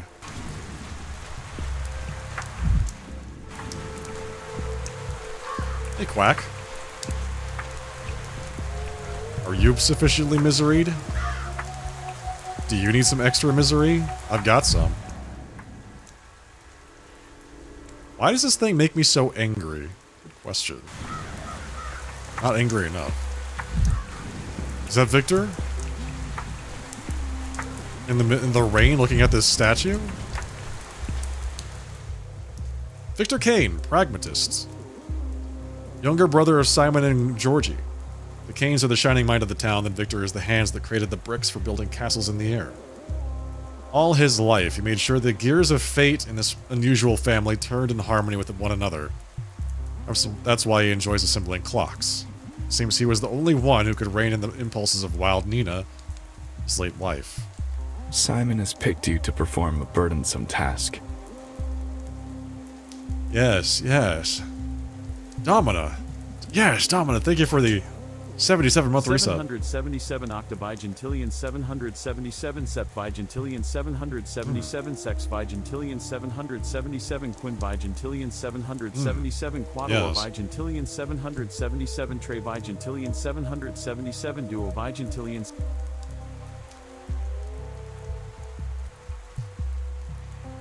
Domina, thank you for the 77-month resub. Welcome back to the Aficionados, Domina. Appreciate the long-term support, sir.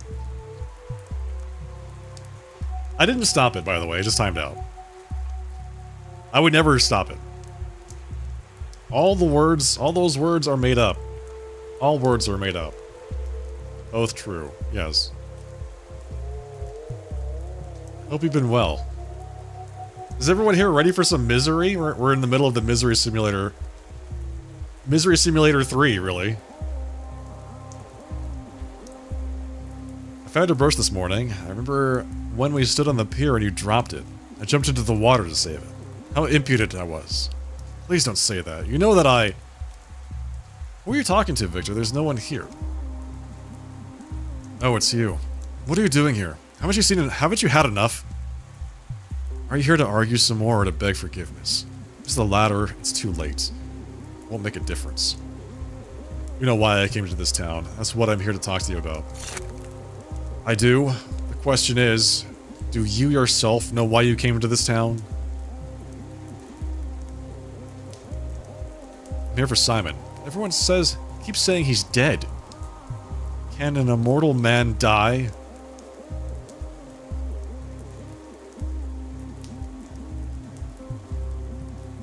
Lost power, but your fiber box on the wall didn't turn back on, so RSP had to come out and replace it?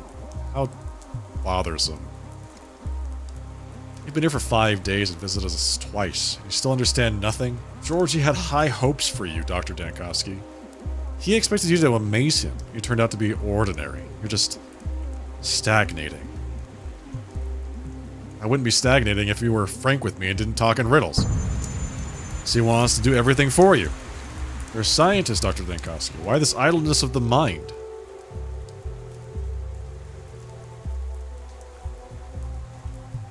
This is not idleness, Victor. I promised to move heaven and earth, but I need a solid place to plant my feet. Death is time. The time in your life slipping through your fingers. To defeat it, you must tame time. Or break it. Nothing new can be made without first breaking the old. That's what Simon used to say. Simon's dead. In the end, he was unable to break time as well. How do you know? Have you seen the body? The current way of thinking doesn't allow for proper discussion. Come back when you understand. When you've found a way to break time. I've heard you made all the clocks in town. Are you saying I should smash them? Alright. Gotta break some time. I can make myself sad. I've lost myself. And the whole town. God. My apathy! My apathy, no! The end. Apathy has reached its peak. And the will to live fades. The last hope is to hold on to a thought. My hand reaches for the final bullets. I will stop if I manage to gather my thoughts quickly. I need to figure out and press the thoughts that will bring me relief. Before time runs out. The town will perish tomorrow. So says the logic. You did nothing. All the threads have torn. Maybe it's time to give up. Apparently we lost. Dude! We just... Okay. So we talked to Simon and then instantly killed ourselves. Enter the room of mirrors for the first time. The mirror room. What the hell is this, man? Tragedian. What troubles you, senor? Your day is over. I just shot myself. Why are we talking? You stand inside a mirrored chamber. Look, one glass in which you shot yourself, or still in which your life goes on. This place allows a man to choose among the possibilities. I don't understand. You're free to pick the one in which you shot yourself and end your story there. Or you can choose to defy death and give it one more try. Your business in the living world remains unfinished, no?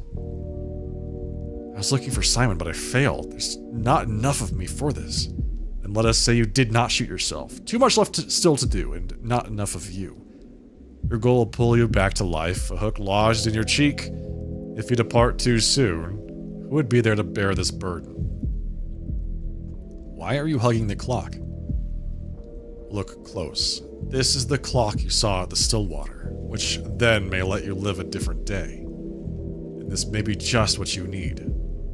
How do you mean, live a different day? Is the clock somehow special? The clock is common as it can be, but what you'll do with it is not. Just stand before it and watch the motions of its hands. Life is not worth living after all. Evidently, we didn't spam enough buttons or something like that. How the hell does that work? It's as if I'm caught in the logic of a dream, but it all feels real. If it really is a dream, then I'll be sorely disappointed. Doesn't matter. Yes, it does. I must understand the underlying mechanism. Am I in this town or in a memory of it? It's like I'm everywhere at once, both standing here and giving a statement at the Capitol. Acting and recounting my actions at the same time. And now it seems I can leap across days? What should I make of that? You come out of the shadows by degrees, senor. Indeed, it is as if you are at once both here and there. This thought of time is a mere lie and entraps your mind. In truth, you are as free as ever. At once, you're here in the Capitol. One foot in yesterday, another on tomorrow. So that's how it is. Ask for clarity and I get smoke and mirrors. No smoke, but many mirrors, sir. To free yourself, you'll have to break the glass. Is there no way to avoid vandalism? Why smash the mirrors? Because a mirror multiplies. They breed realities. Right now, you need to cull this herd. Reduce them all to one. The one in which you're still at the Stillwater, staring at the clock. Ad absurdum.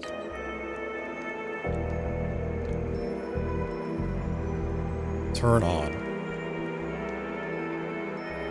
So I can see the inspector.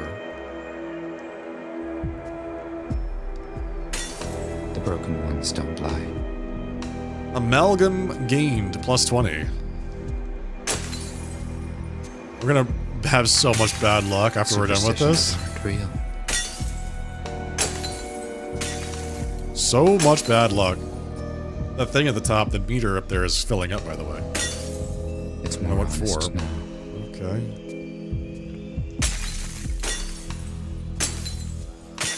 Stop staring at me. Push over.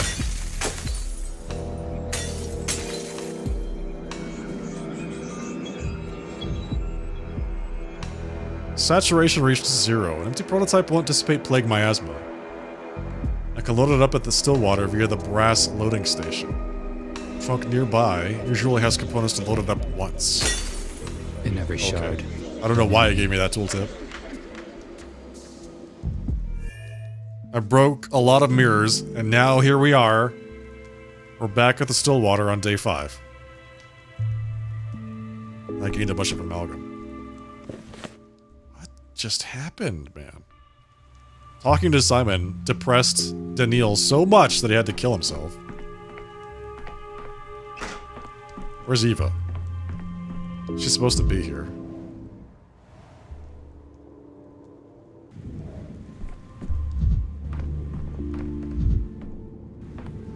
What's this? Prepare the projectile. Prepare the projectile! Preparing the projectile! Let's go! Mix the medicine. Analyze items. Mix the medicine. What?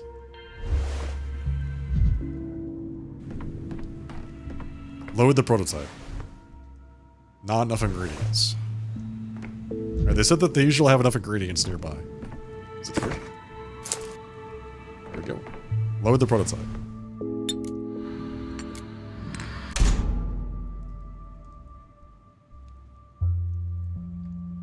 Prototype successfully loaded.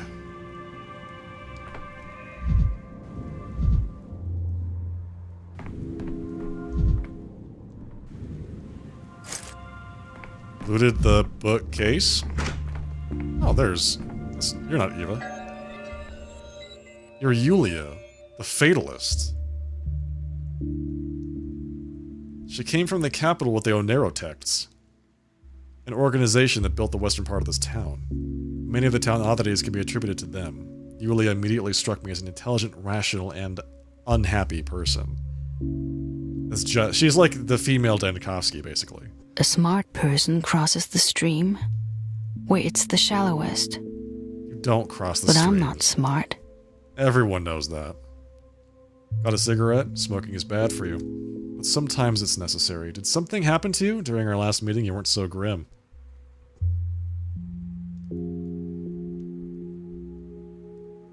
You may not know this, but I'm a doctor. A doctor has no time for cheer in the middle of an epidemic.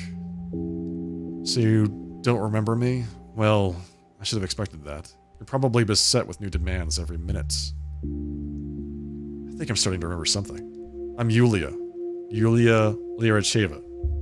2 days ago you came to my house, the Tremel. You promised to put in a good word for me with the Canes, to make sure they don't exile me from the town. Doesn't sound like me, actually. Usually I don't make promises I can't keep. I see you're not in the mood. But I thought we had an agreement. I gave you a lead, and you gave me your word. Alright, sounds good, Domino. Enjoy your lurk.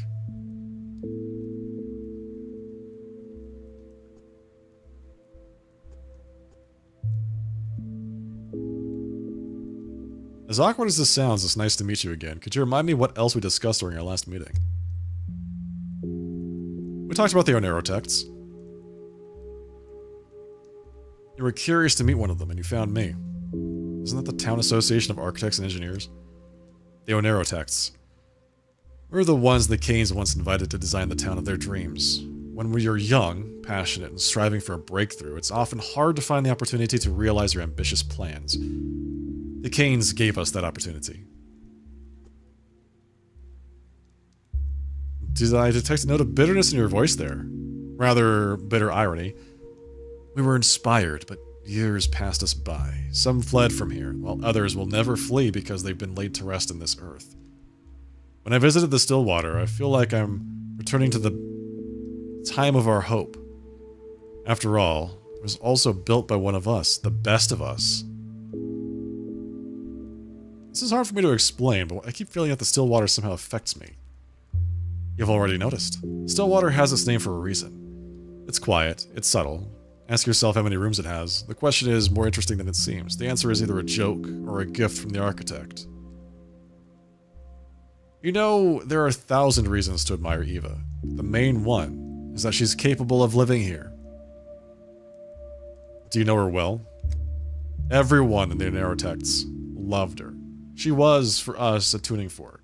The best, most sensitive audience. A canary in the mine. No university can teach what she knows. Even if the town dies, and with it all our works, I'm happy that Eva saw them. You're an interesting conversationalist, Yulia. Now I certainly remember your request about the canes, and I'll do everything in my power to fulfill it. Thwarted expectations. A couple of days ago I made some promise to Yulia Lyricheva that I didn't keep. I can do better. Then Fatalist. Eva's friend is waiting for me in the Stillwater's living room. Okay. Dead end. It's clear this town is a lost cause. I can't save the town. I can't save Venetica. I can't find Simon. There's only one way out. Another way. If only I had done things differently, well, what would I have become? Dead end again. I deeply offended the Canes in the past, and now they refuse to speak with me. If only I could replay it all. Getting a lot of, like, bits and pieces, aren't we? Look at those. We have some hooks in day 2 and 4, but 3 seems to be like a total blank for some reason.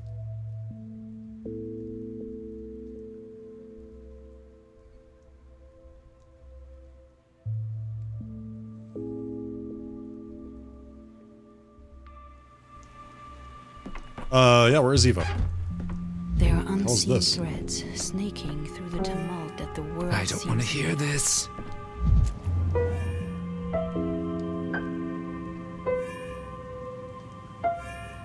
It was quiet in Thanatica.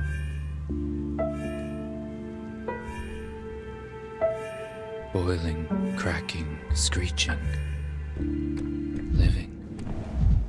Whoa, whoa, whoa. I need to find a mechanical clock to restart time. Sounds easy as anything else I've done in this town. To find a mechanical clock to restart time. Yes, naturally. Obviously, that's what we need to do. Maybe it's upstairs. Oh, there she is. Eva Yan. Canary in a cage. The Stillwater is a failed observatory converted into a guest house. One day, Eva Yan just moved in. She was never chased out because, according to locals, the Stillwater changes people in strange ways, and someone must bear its attentions. When I arrived, they'd already arranged a room for me at the Stillwater. I saw Eva every day. She almost never went outside. Hate it when noon comes after 11. It feels much nicer after the supper. Yeah, I hate when noon comes after 11. That's the worst feeling. You're back. That's good. You'll sleep much more soundly in the Stillwater than in a prison cell. Simon had good reason to arrange for you to stay here. Is there a mirrored room in the Stillwater? There are many rooms in the Stillwater. Some are locked, and I don't have the keys myself. I'm not eager to get in. If the house wants to, it will let me in. Wants to, it will let me in. But I haven't seen a room with mirrors. Has this clock been here long? It's always been here.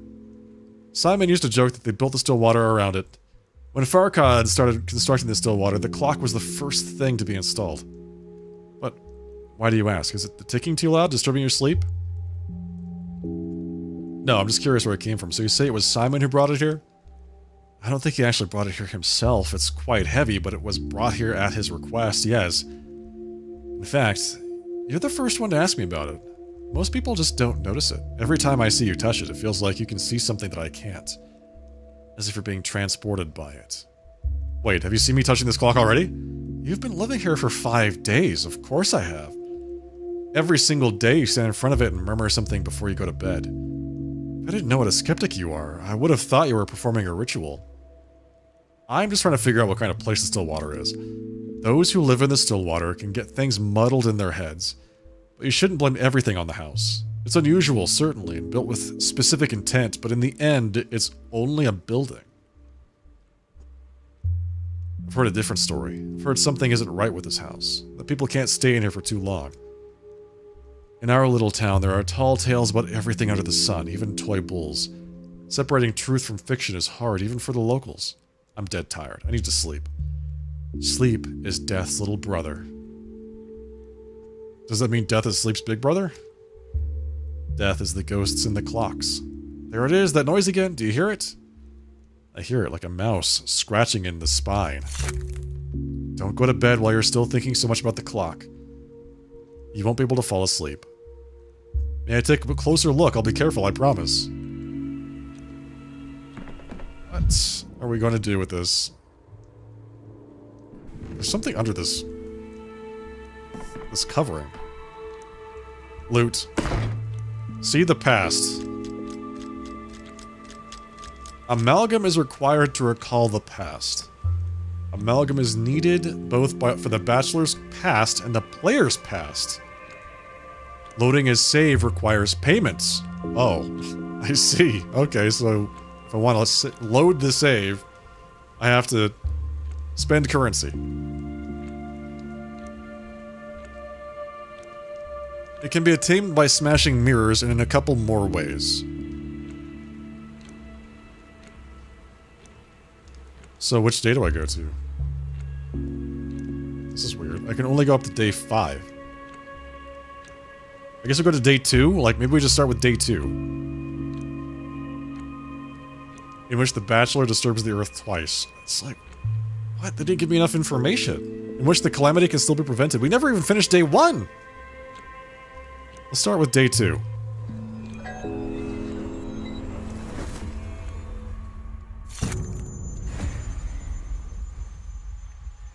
Okay, we're back at the interrogation. A doctor means a teacher. Whom have you taught? You've been going on about the second day. What are you implying exactly? According to our information, there was no plague in the town yet. There was nothing to research besides the Stillwater and its charming mistress. The plague didn't appear out of the blue. The outbreak struck on the 3rd day, but that means it was already brewing on the 2nd. How can you be so sure of that? In fact, here's a report in your own hand. The latent stage lasts about 5 to 8 hours. The town was still clean on the 2nd day. That's not my handwriting. You cannot possibly know whether the town was clean on the 2nd day or not. You hadn't opened the hospital yet. You understood nothing about the sand plague. And pardon my frankness, but I'm not interested in your hypotheses or speculations. I need hard facts. I did open the hospital on the 3rd day. Why don't you tell me about that then?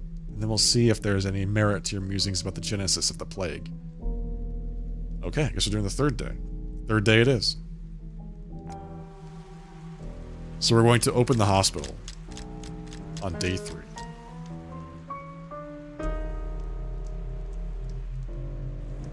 In which the bell tolls.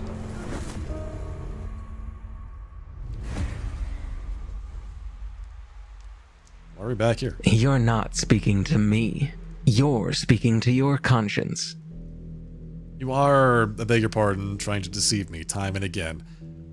Sure enough, it isn't in my power to forbid you lying, errare humanum est, and one can also, shall we say, be mistaken with no ill intent. But as far as formal logic is concerned, you are constantly feeding me something that can only be described as falsehood. Everyone lies. You, too, are lying to me right now. What do we have next? Day 3, the crucial one, the day the town elites were to appoint the Health Inspector General. The person to lead the fight against the epidemic. You were absent. My office in this town was that of a chance visitor. Can you comprehend that, or are you willing to admit that my invitation was orchestrated? Do you admit that this whole thing with Simon Kane was nothing but an excuse? They wanted to shut down your lab, and you just shirked your responsibilities, scuttling away to the back of Beyond, and abandoning your brainchild for your junior colleagues to deal with. The captain was the first to desert the sinking ship. Simon Kane did exist, I'm sure of that. What does it matter if he existed or not? He was one man. You had thousands dying around you. So, a single person can become the foundation of a breakthrough that saves millions. Do you think upholding your Hippocratic oath is optional? No. That's why I opened a hospital and started saving people, even though they repaid me in hatred. According to my information, there was no hospital building in the town. Here, take a look. Who are your mysterious informants? People. They see everything, Denkovsky. They also lie all the time. That was another discovery I made at the hospital, by the way. So we opened a hospital. We did.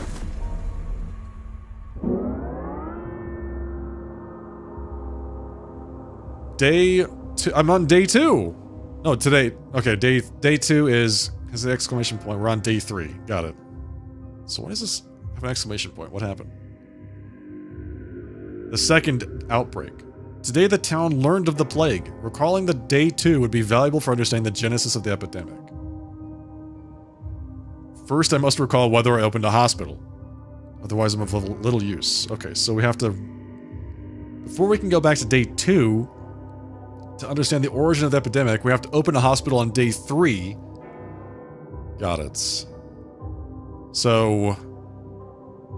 Alter the course of events. Alter the course of events. To remember what the dogheads told me. So we're on day 3. Talk to the dogheads at the polyhedron. Ruben dies. Reset progress. What does that do? Okay. Alter course of events. Alter course of events. There you go.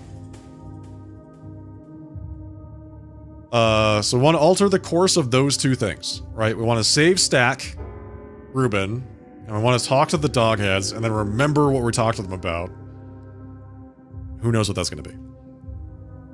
If you start this day, the progress on the selected events will be reset. You'll be able to start them anew. Confirm.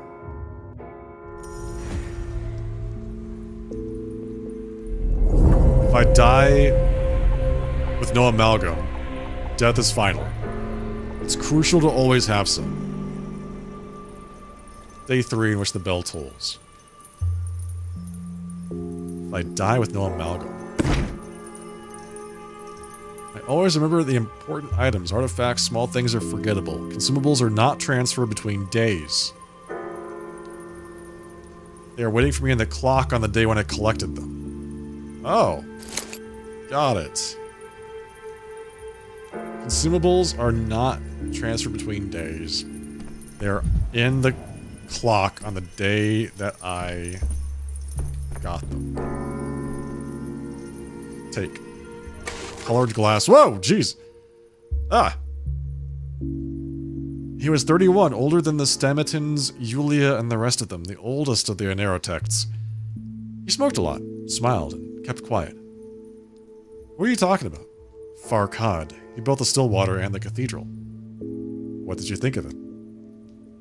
It's just that he made this lamp, too. The cathedral used to have beautiful stained glass windows. They shattered, but Farkhad wasn't upset. He gathered the shards and made this little marvel from them. That's what set him apart from the Stamatins. What sort of cathedral do you even have? It doesn't serve any religion. Well, of course not. That's the whole idea of the cathedral. You know, like a book with nothing written in it. It embodies the abstract idea of every possible book. The original concept was this, to build not a cathedral of some faith, but simply a cathedral. The abstraction was supposed to elevate it above time. Or perhaps remove it from time. So it's a cathedral to nothing. And that's intentional. Somehow.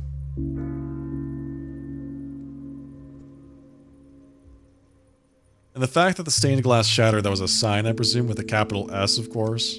Capella broke the glass. Not entirely by accident, she didn't like it, but she was very young. And Farkhad didn't restore it either, but he gave it another son. A small tabletop one, since stained glass is meant to have light shining through it. When I turn this lamp on, the still water seems to transform. Well, that's how it should be with church stained glass, isn't it? I think Farkhad felt guilty that I ended up living in the still water after all.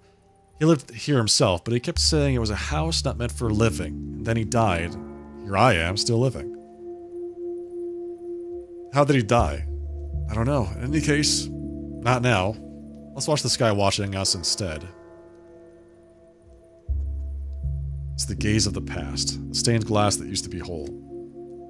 By the way, tiny pieces of stained glass sometimes break off from the lamp like falling leaves. If you notice any, don't throw them away. They're useful. What are they useful for? I won't throw them away. At the very least, they're a memento. Turn off.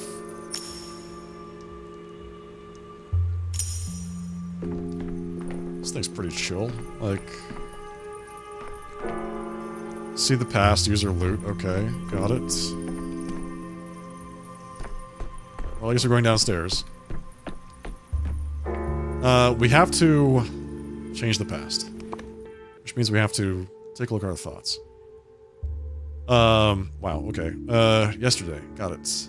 Fugitive. On the third day, Ruben was hiding in the warehouses. He was planning something. He was afraid of something. The rulers of this town are waiting for me in the town hall. So let's go to the town hall.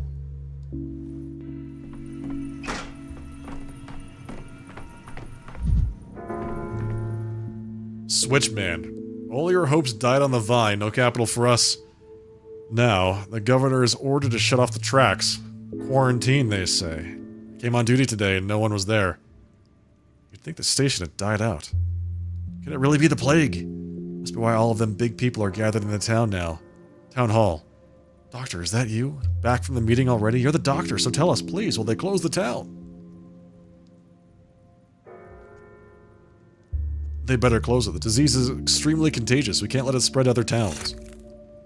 So you don't know either.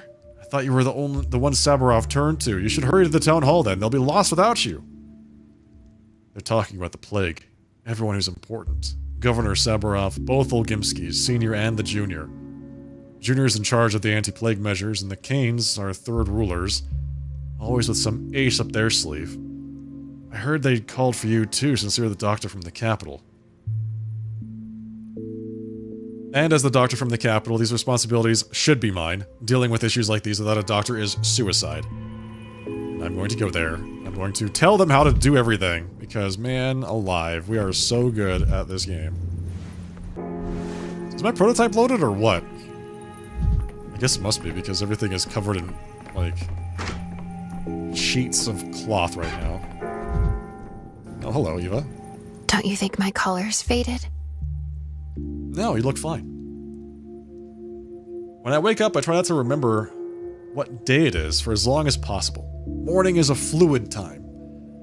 Whatever happened outside hasn't reached you yet, which means it has no power over you, no more power than a dream. When I wake up, I immediately run through all the things I need to do. In the morning, certain things become clear that fade away by evening. This morning, I realized something about you.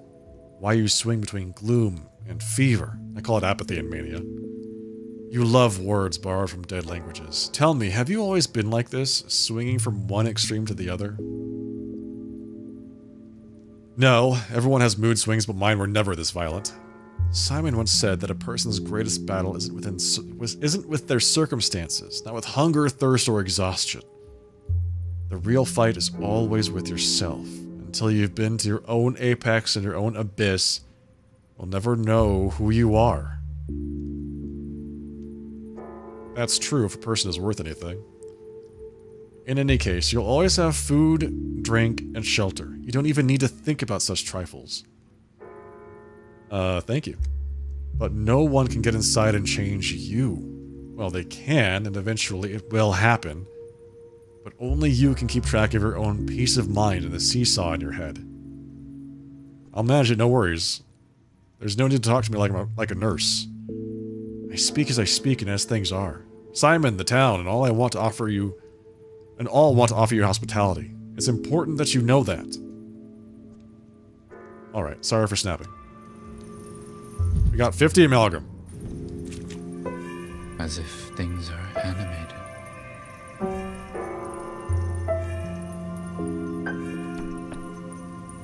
Let's get out of here. We have places to go.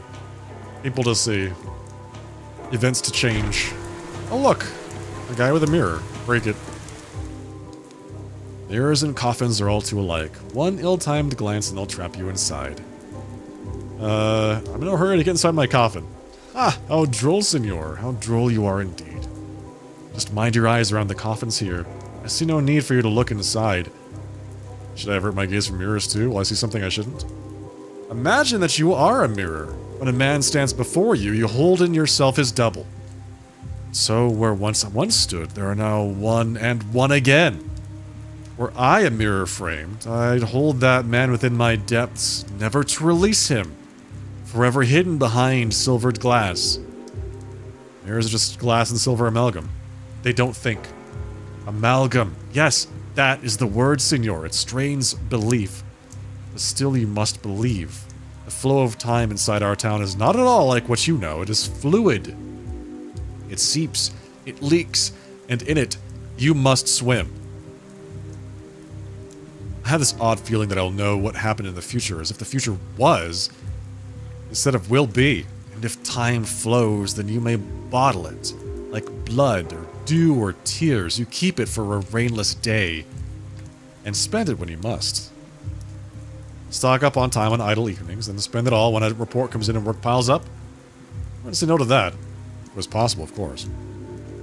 If you had such a cache of liquid time, you could then move across the days to find yourself at the right time, in the right place, much like you did just now, senor. And correct someone else's mistakes, I suppose. Indeed, if you could handle it, senor. What need have you to put your mind in chains? You do believe that dead men can one day be brought to life anew. Sounds too good to be true. I smell a catch. Just think of it as Simon's parting gift. Just like the watch that Nika gave to you. In time, its meaning will become clear. But first, you need to learn how to make use of it. How do you know about the watch? From reading the inscription on its shell. Amalgam is what we call liquid time. So long as you have some, you will need not take a linear view of things. You may rewind the film or turn the story on its side.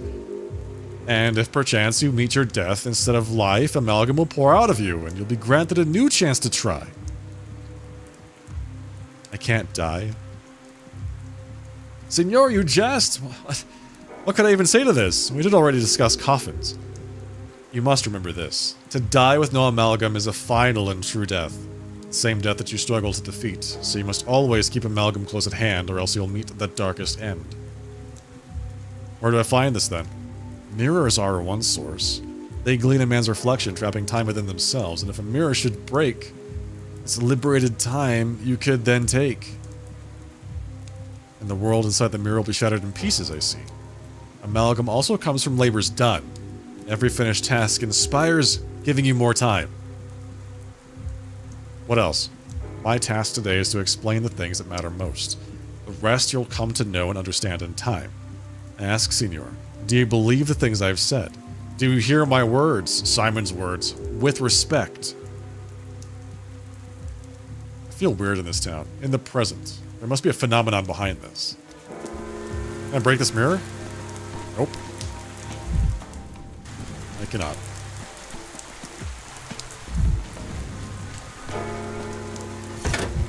Misophonia, Dankovsky.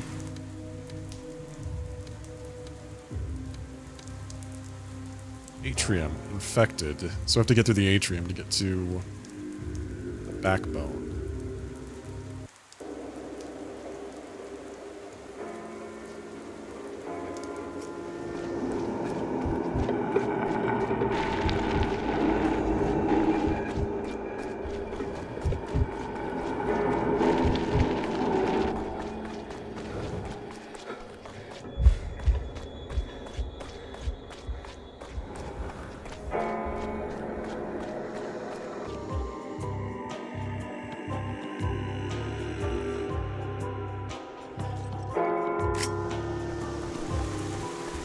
Safe here for now.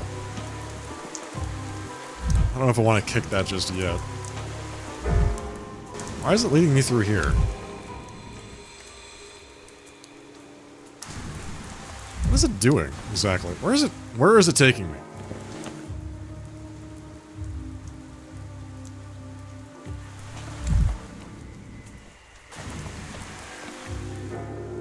Step back now. I won't do it. Do you hear me? I won't. You can't make me. What are you hiding from? Over there is some kind of beastly crowd on the street. They're grabbing people, forcing them to rub dirt into their wounds. They call it a vaccine. What? I'd like to know too. They're steppe savages. Came in a cart and are scaring everyone. Well, I'll go have a look.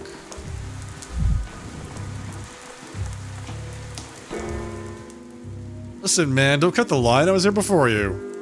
And me too. We were here before you. What is this line for? Isn't it obvious? They're handing out a vaccine against the plague here. What kind of vaccine is it? Did you ask anyone?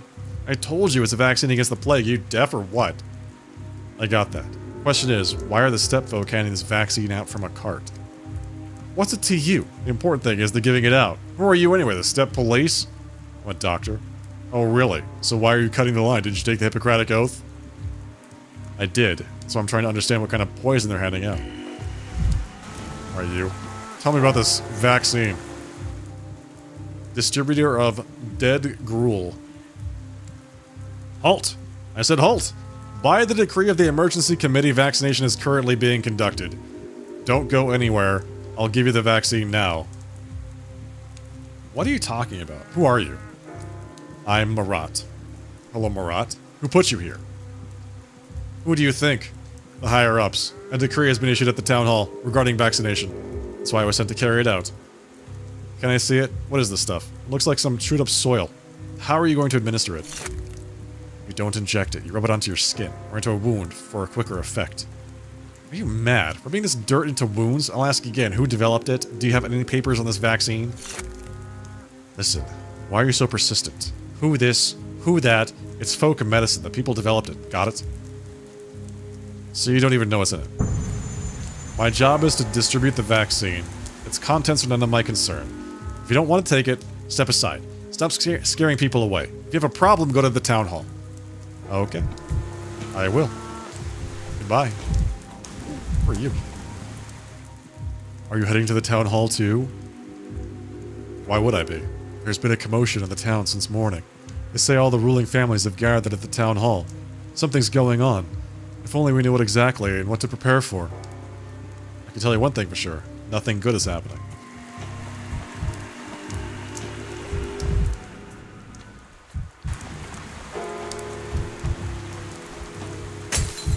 Why so jittery, Dankovsky?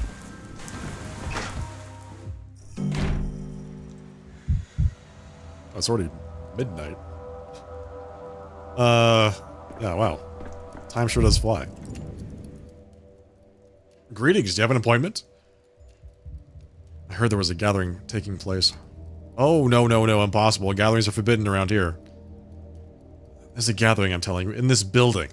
It's a matter of the plague, naturally. Assemblies of any kind are forbidden. The gathering is about the plague. Ah, then come in. Go in there on the left. I've been waiting an hour for you already. You've got to be kidding me. Alright, folks, we're going to go ahead and call it there for the night. Thank you so much for joining me for night number 1 of Pathologic 3. I don't know how to say, like, how much progress we made today. You know, like, we're in day 2, or day 3, but we've already done days 1 and 5. So, what exactly? How many days have we finished? Interesting question. Anyway, thank you for joining, everybody. If you enjoyed the broadcast tonight, don't forget to follow the broadcast here on Twitch. Just click the follow button if you're over on the YouTube side.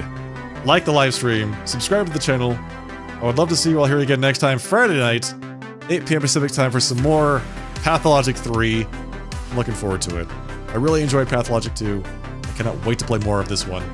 It is mysterious. I can't wait to see what's going on. Maybe we can save Stack, Ruben. Maybe we can talk to the kids and see what they have to say. But there's some mystery here. We're gonna open up the hospital, diagnose people. Maybe get murdered by a giant bone monster. We'll see. Who knows? That's on Friday, 8 p.m. Pacific time. Thank you again, folks. And I'll see you in a couple days. In the meantime, have a great rest of your night. Have a fantastic Friday. I'll see you then. Good night. Cheers. Take care.